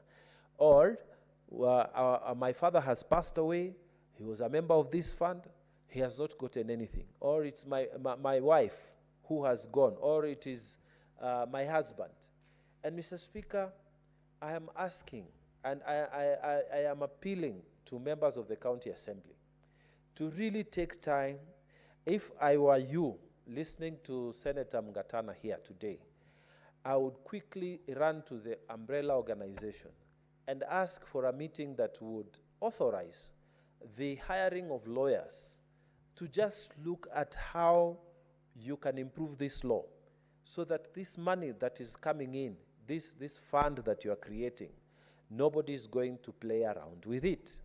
And Mr. Speaker, I think time has come, and maybe time is now, that people like the administrator, who is the CEO of this fund, they must also put a bond, put a property, or put some cash in an account, that if money goes missing, then this fund will have a lien on the money that you have put as a bond. Mr. Speaker, it is not an outrageous requirement. It happens. Most people who are living on rental properties, and we used to live in rental properties, Mr. Speaker, when you go into a house, you pay a deposit. And that deposit says, in the event that the house is in disrepair, I will access that money to put that house in a correct manner so that the next person who is taking over the responsibility of tenantship would be entering a house which doesn't have dents, the doors are broken, the toilets is leaking, and so forth, the taps aren't working. So we need to have serious CEOs, people who are going to be vetted not just by EACC and so on, not just a certificate of good conduct, but people who would even put their own property. They are willing to put down a title deed that is going to stand as a lien, Mr. Speaker. They are willing to put down cash bond inside a bank. If money is misappropriated, that fund can access that fund, the bond, the security bond, immediately to recover. So that, Mr. Speaker, we have people who are serious about the jobs they are given. And if possible, Mr. Speaker, very serious jail terms should be discussed on these people who are taking responsibility, the administrator and the entire structure. And I'm urging the members of the County Assembly to really take time, because there's a way that we can enrich this law. Let us not say, excellent, we now are creating a fund that will help us to survive when we get out of office, and then we leave it there. You will be the first person who would be crying there in the streets if you go there and you find your money has been eaten and the person is still sitting there, there's no fund, or they deliberately misinvested. Mr. Speaker, billions of shillings are going to be raised in this fund. We need to have duty of care, and the duty of care must be exercised at a very high level. So that, Mr. Speaker, we do not want this fund, Mr. Speaker, all the money that they are collecting, you hear they have put it in some long-term investment. And when the money is required to start sorting out the people who need it, the retirees, there is no money to give to them. So, Mr. Speaker, personally, as I second this bill, I am asking members of the County Assembly, we are passing this law for you. And I know speakers, 47 speakers, somewhere, some of you are listening to me. Some MCAs are listening to me. We are passing this law because for many years, every time since I was elected here as a member of the Senate, we have seen a lot of delegations from County Assembly, people discussing the point that when we finish here, what happens to us? Now the law is with you. Don't sit there and the law is passed and it is not satisfactory, and then you are the first person to complain. I'm asking that this law be improved so that it can encompass in it IT, you know. A lot of payments nowadays, Mr. Speaker, are done through M-Pesa. They are done through bank transfers and so on. And many of the MCAs would be able to transact easily if these provisions are made inside here, so that you do not have to come all the way from Tana River to come and collect your pension in Nairobi. Because this fund, because it is going to be for all the 47 counties, it's going to be operationalized from Nairobi. So you don't want a law that allows for you to travel. If you are from Garissa, you are from Isiolo, you are traveling all the way, you are coming all the way to Nairobi just to come and collect a few shillings. So this law, I believe, if it is improved, it will serve the purpose for which it was created.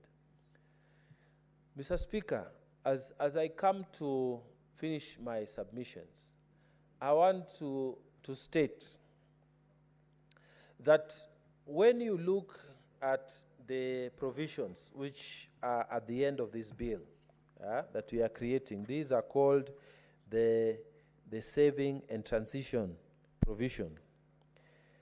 Mr. Speaker, it is proposing that the members and staff of county assemblies who are members of the local authorities provident fund and the LAP Trust Umbrella Retirement Fund shall be transitioned into the scheme within 6 months upon the commencement of this act. Mr. Speaker, right now we have left the National Hospital Insurance Fund, HIF, and Kenya is transitioning to SHIF and to SHA. Mr. Speaker, there has been a lot of uncertainties. Why? Because when we were writing the law, the savings and transition provisions were not clear. And Mr. Speaker, it's not enough to just say within 6 months you will be automatic members of the other side. What happens to those contributions within that period of time? Mr. Speaker, what happens to the people who are working in the other provident funds? Are they going to be absorbed? Is it correct to just leave it so wide? Because this whole section, this whole part on savings and transition is only 3 clauses. I am inviting, again, the eventual consumer of this law. These are the county assemblies, the county assembly forum, to look at what are the proper transition clauses that you can put in here. And if you're listening to me, it would be very useful to have clarity on every issue surrounding the provident funds which you are already serving in. For example, there's a clause here I think should be obvious, that the places where you are, the provident funds where you are already serving, they should produce statements within these 6 months. And these statements should be transitioned. Automatic operationalization of your accounts should be transitioned. If new accounts are being created, what is the process? Can these accounts be linked to your phone number? How are we going? You know, it should be that detailed so that you don't have problems. We don't have people like now we are hearing, oh, NHIS was like this, SHIF and SHAF. You know, we don't want this kind of untidiness when we are transitioning from existing provident funds to this new one, which is going to accommodate everyone. So, Mr. Speaker, I second this bill very strongly, and I believe it is a way of helping the many members of the County Assembly who have served in this republic and in Tana River County, so that, Mr. Speaker, when their term is over, they are able to live a decent life. I fully support this bill, and I'm urging every colleague who will stand, because we are the senior brothers in the devolution family, and because we are the ones who are working with our brothers in the County Assembly, and because we care and we have seen what they have gone through, Mr. Speaker, I urge that every senator will speak to this bill, will support it. Mr. Speaker, I urge that all of us will speak with one voice. If there's any divergent opinion, it should be to add to this bill. And I pray that at the time of moving amendments, we shall have very close collaboration with the County Assembly Forum. And they will invite their lawyers so that we can do a very thorough job. It should not be a law that is copy and paste. We shouldn't just look at what other provident funds are doing and then we just copy paste because we do not want to apply our minds in it. So, Mr. Speaker, with those very many remarks, I want to say that I fully support this bill and I beg to second. I thank you, Mr. Speaker.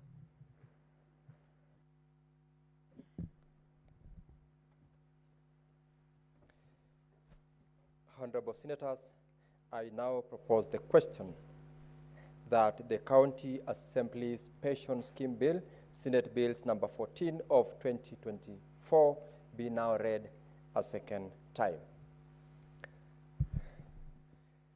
Honorable members, I notice that we have members ready to contribute to this bill, and it's open for debate. I'll invite Senator Beatrice Ogola Akinyi.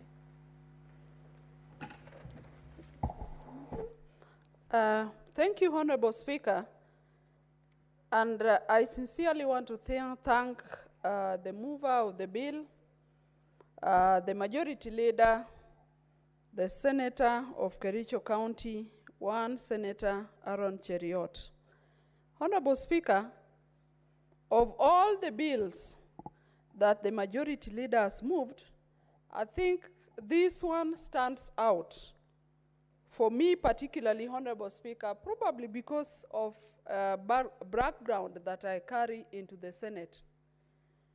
And Honorable Speaker, having worked at the county government and having worked as a CEC for a number of years and having worked closely with the County Assembly of Wahome Bay, which represents all the assemblies that we have in the 47 county governments, Honorable Speaker, I have a first-hand experience with the lives and the livelihood of the honorable members of County Assembly. Honorable Speaker, I served as a CEC and of course was oversighted by my committees in the County Assembly, and I had an everyday working relationship with the members of the County Assembly.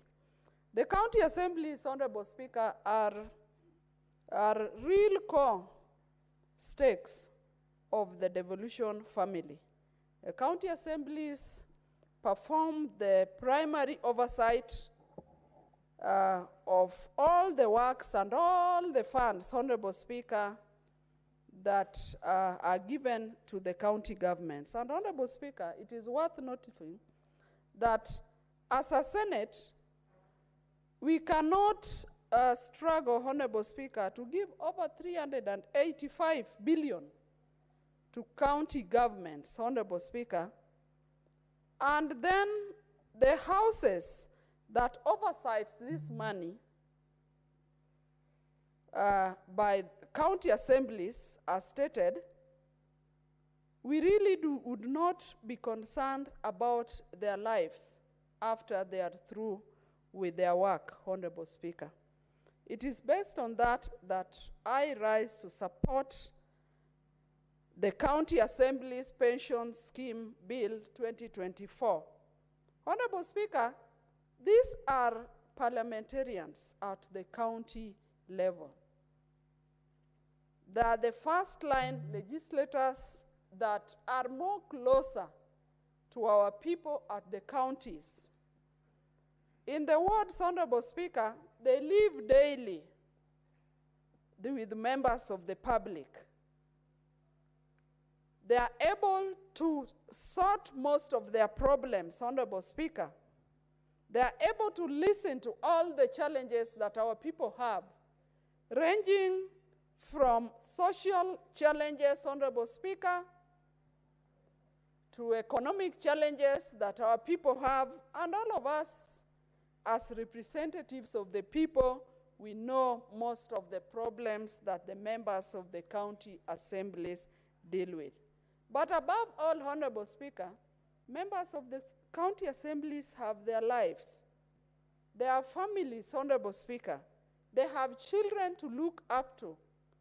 They have their own children, but above that, in the African setup, it looks like every other person becomes your child when you're a leader.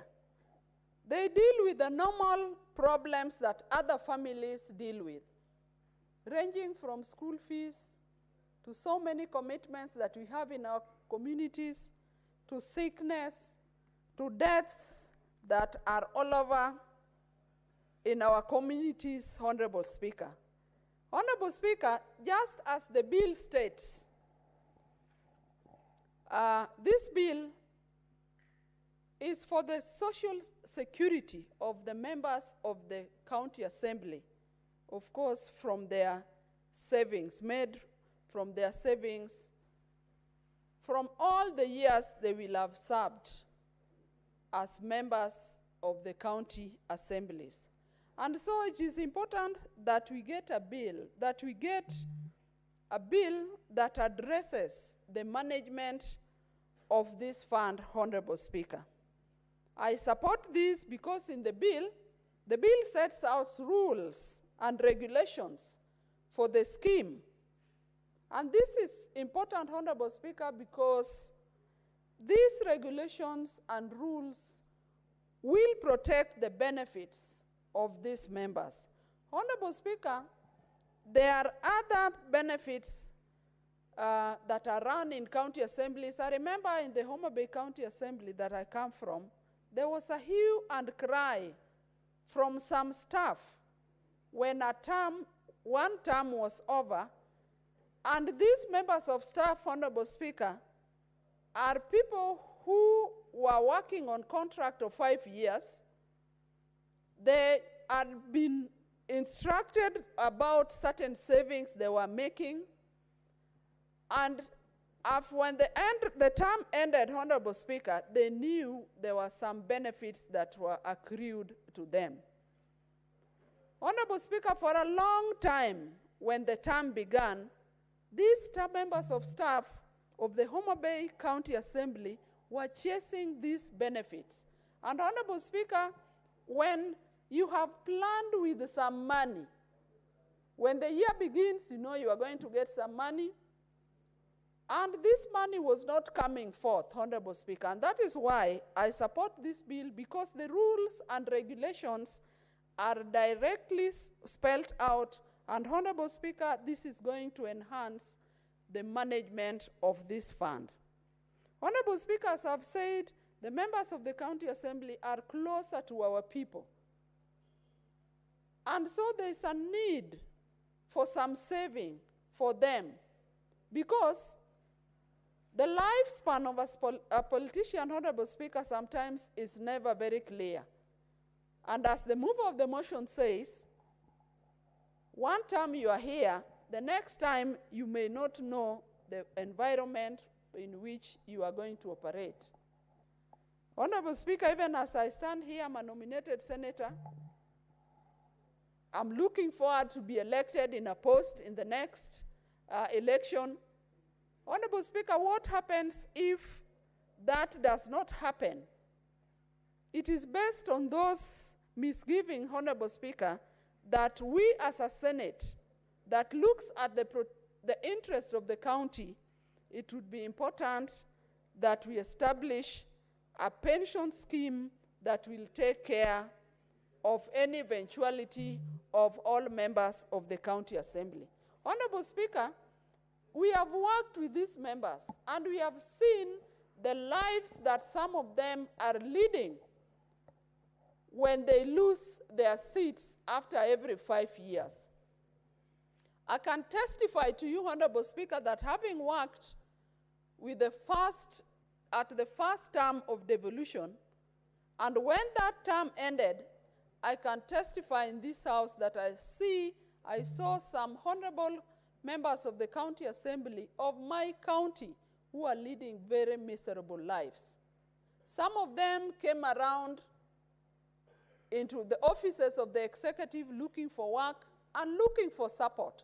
I have happened to have been lucky to serve in the second term as a CEC too.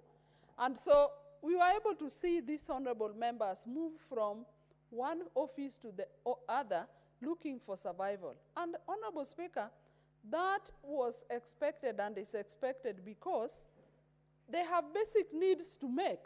And so I congratulate the majority leader for this wise move, that as senators, we would be able to establish a scheme that would be able to take care of our honorable members. And Honorable Speaker, I've seen in the past, even some members of the Senate get to be members of the County Assembly.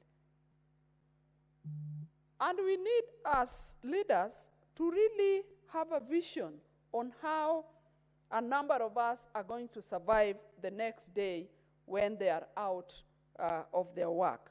Honorable Speaker, the other reason why I support this bill is that the salaries of the members of the county assemblies are already very low against the expectations that are laid out for them. We have mentioned here, Honorable Speaker, that a review was done by the Salaries and Remuneration Commission, which placed the speakers of county assembly at a higher level than even the members of the county assembly. Of course, that is laudable. But remember, Honorable Speaker, that the Speaker has no mandate with the public, but the members of the county assemblies solve the daily issues of our people down on the ground at the wards. So already the members of the county assembly have low benefits, they have low salaries. I remember they are even car and mortgage is already low.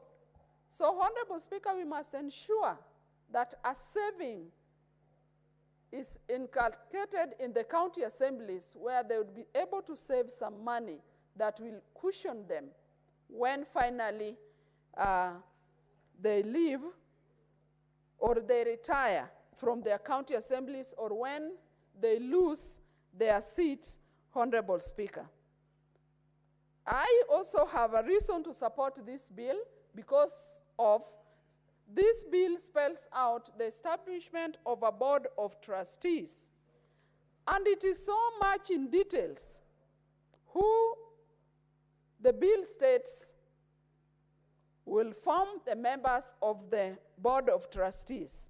It is so elaborate, Honorable Speaker.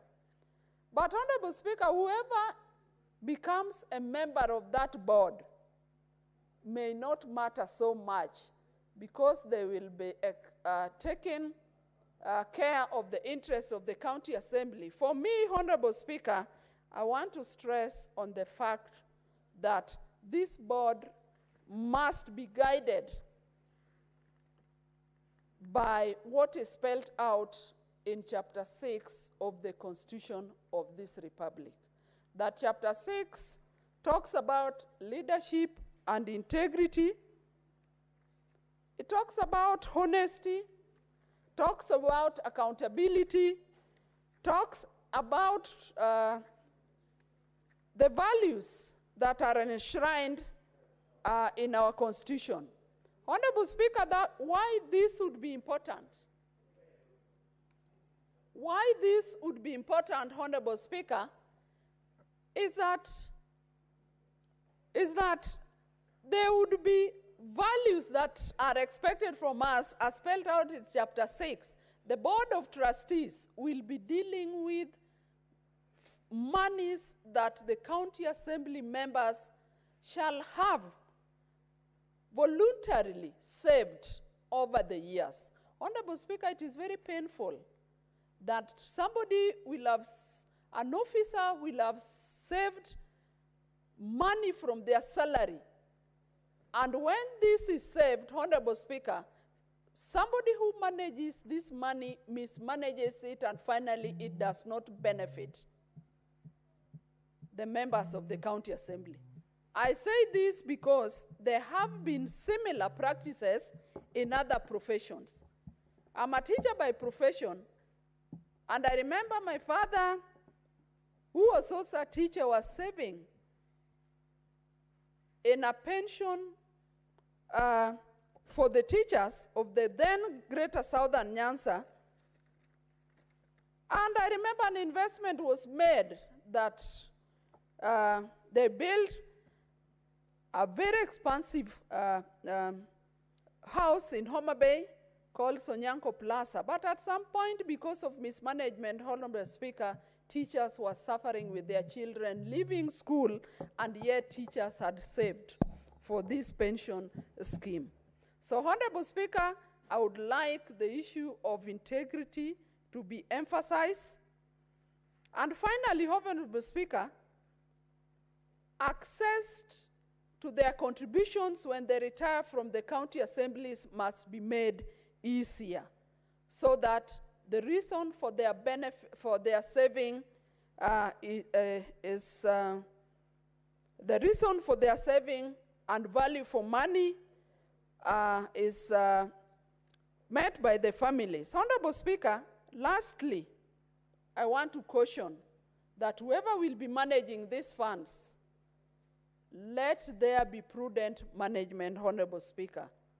The Board of Trustees should not be too ambitious to overinvest in some of these funds, because finally, that also has hurt other schemes. Honorable Speaker, I support this bill, and I want to say that may the members of the County Assembly,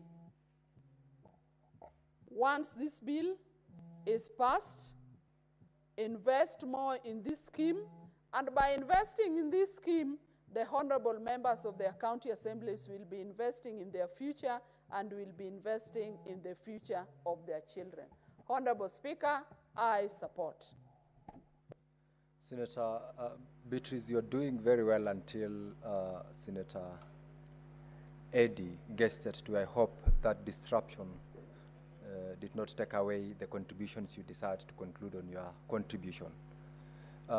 Senator James Murangwa. Asante sana Mstahiki Spika. Mstahiki Spika, kwanza ningetaka kushukuru kiongozi wa wengi kwa sababu ya wazo nzuri ambayo wameleta na kuleta mswada ambao ni wa maana sana. Mstahiki Spika, katika maisha yangu ya awali nimekuwa mwakilishi wa wandi ambaye pia nikawa kiongozi wa wengi katika gatuzi la Kirinyaga. Na kwa hivyo najua fika masaimbu inawafikia ama inawafika mwakilishi wandi kwa kimombo MCAs ambayo ni mengi mno. Mstahiki Spika, kama kuna viongozi ambao wanachukuliwa kwa urahisi, kama kuna viongozi ambao mashinani wako na watu kila siku, kama kuna viongozi wanaombeba mizigo, kama kuna viongozi ambao wanafaa wasaidiwe, ni wakilishi wandi ambao ni MCA. Mstahiki Spika, mimi nilihudumu kwa kipindi cha miaka 5 kuanzia mwaka wa 2017 mpaka mwaka 2022. Na katika kile kipindi nilikuja bado nilikuwa na marafiki wengi, kulikuwa wakilishi wandi kutoka Tebere na wengine ambao walikuweko. Tunapoongea sahihi, kuna wakilishi wandi wawili ambao moja ni wakilishi wandi wa Baragu anaitwa David Madhenge, kijana mtanashati, na kuna mwingine ambaye anaitwa Kawanguja ambaye ametoka Mutira. Wale ni mmoja wapo wa wale wakilishi wandi ambao sahihi wako katika muhula wa 3. Kusema kwamba unapomalizia watakuwa wamefanya ama wamehudumia wananchi kwa miaka 15. Lakini uchungu, Mstahiki Spika, ni kwamba baada hiyo kazi ngumu, hiyo kazi msaragambo, kazi ngumu sana ya kuhudumia wananchi, wale viongozi wataenda nyumbani mikono tupu bila kuwa wamewekeza ama wameweka pesa zozote katika indala yoyote ya kuhakikisha kwamba watapata fedha ya uzeeni.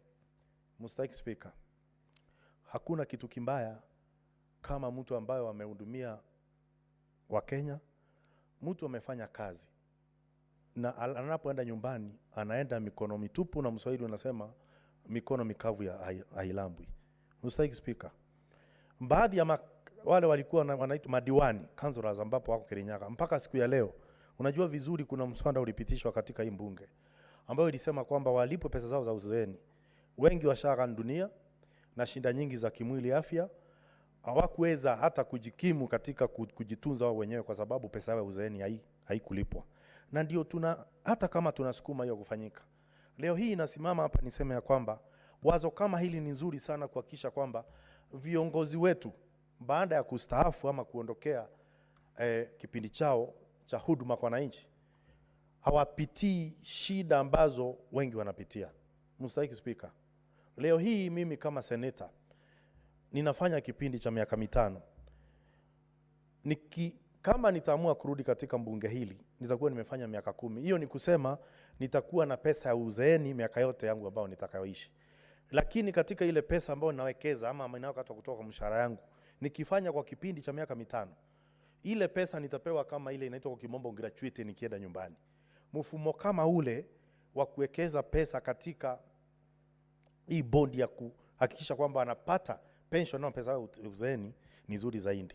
Kumekuwa na masikitiko makubwa, tumekuwa tukichangia viongozi ambao wamekuwa wakilishwandi, na mwingine hata alikuwa ameajiriwa kama mfanyikazi wa nyumba, na alikuwa mheshimiwa kiongozi ambaye alikuwa amehudumia wananchi.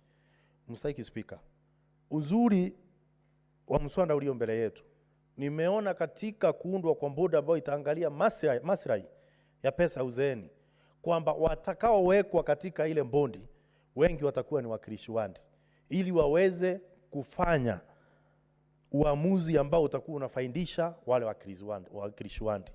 Na kwa hivyo ningesema ya kwamba ni nadra sana kupata mtu ambaye amewania kiti ya useneta asipopata kwenda kuitisha kiti ya mwakilishi wandi.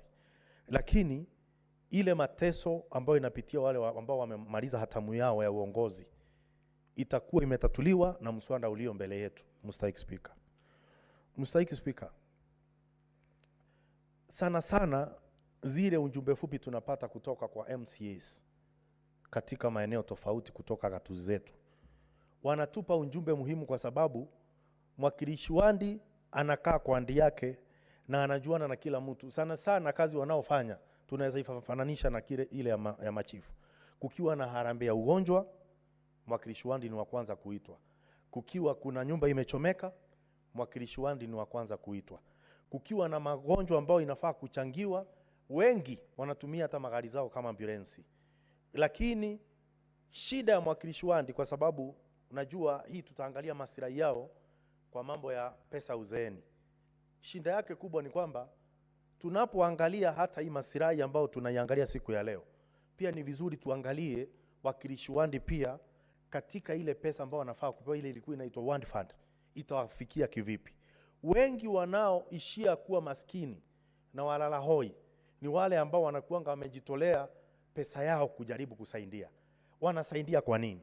Na pesa kama ni afya tunatoa. Hii seneti hivi karibuni tutapitisha sheria ya kuhakikisha kwamba pesa zinaenda kwa sababu ya kuweka dawa katika hospitali zetu. Tutapitisha pesa ambazo zinafaa kutengeneza barabara. Tutapitisha pesa ambazo zinafaa kujenga zile shule za chekechea katika gatuzi zetu. Ni kwa sababu wale mawakilishi wandi ambao wako pale, ile matoleo ambayo wanatoa kila siku, ni kwa sababu huduma zinazopatikana kwa county nyingine hazijatosha kuhakikisha kwamba wale wakilishi wandi pia hawaitishwi pesa na kuitwa mikutano, kwa sababu wale watakuwa huduma zote zitakuwa zinapeanwa. Kwa hivyo mimi naunga mkono Mstahiki Spika, na niseme ya kwamba ningetaka kuambia wakilishi wandi wote MCA katika nchi hii kwamba sisi kama seneti tunawajali. Hii ni dalili ya kwamba tunawajali na tutaendelea kuwajali, na wao waende kuchunga rasilimali katika kaunti zetu, kusiwe na wizi na huduma zisifikie wananchi. Na hiyo ndio njia ambayo tutahakikisha kwamba fedha tunazopitisha katika hii seneti zinafika kwa mwananchi na yaweze kusherehekea. Kwa hiyo mengi na machache, mimi Mstahiki Spika naunga mkono kwamba tuwe na bodi maalum ya kushughulikia pesa uzeeni ambazo MCA watakuwa wananufaika nazo. Asante sana Mstahiki Spika.